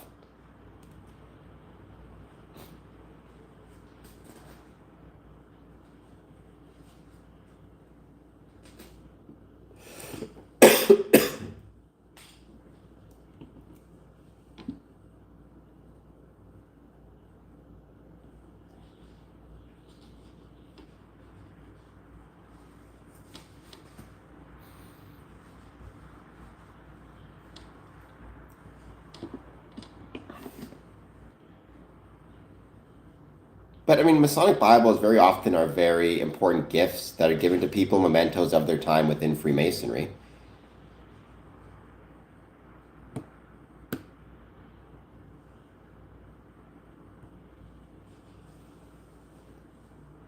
Five minutes, then I'll be ending this stream. Gone for 3 hours. I will absolutely, though, be having another stream tonight at 1 a.m. And then we're going to be following more of the Artemis space mission.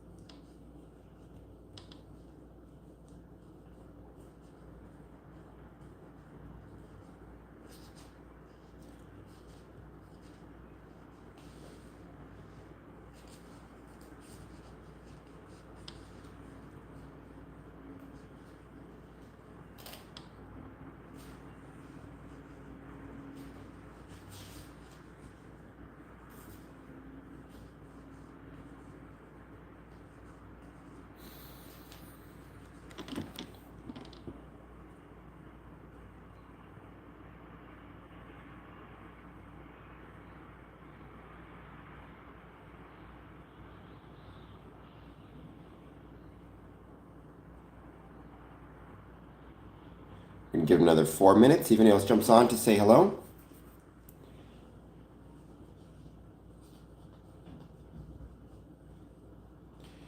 Well, better to be get laughed at from behind closed doors than laughed at in public, I suppose.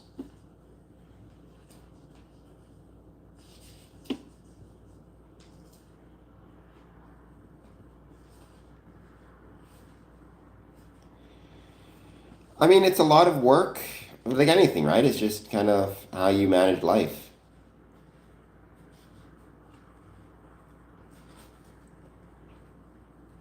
I did not do an Easter hunt, though I know in some of my Masonic lodges they did. So that was really cool. Like, I think Masonic lodges doing Easter egg hunts is a fun way to get families involved. So I'd recommend more Masonic lodges consider it.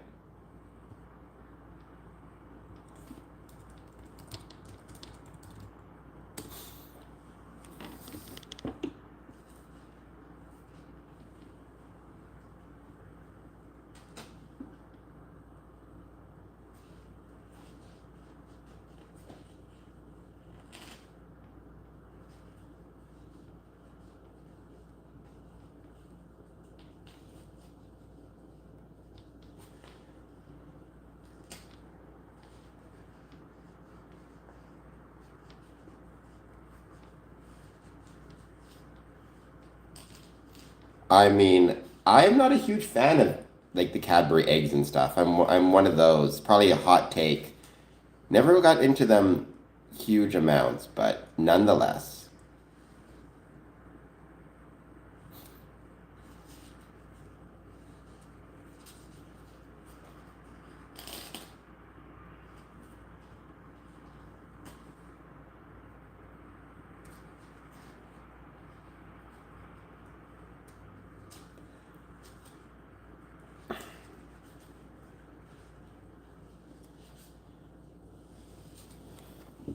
All right, guys, we're going to end this stream now, but I promise you I'll be back on at 1 a.m. And tomorrow we can expect some streams coming at you from the very cool and the very awesome Amherstburg.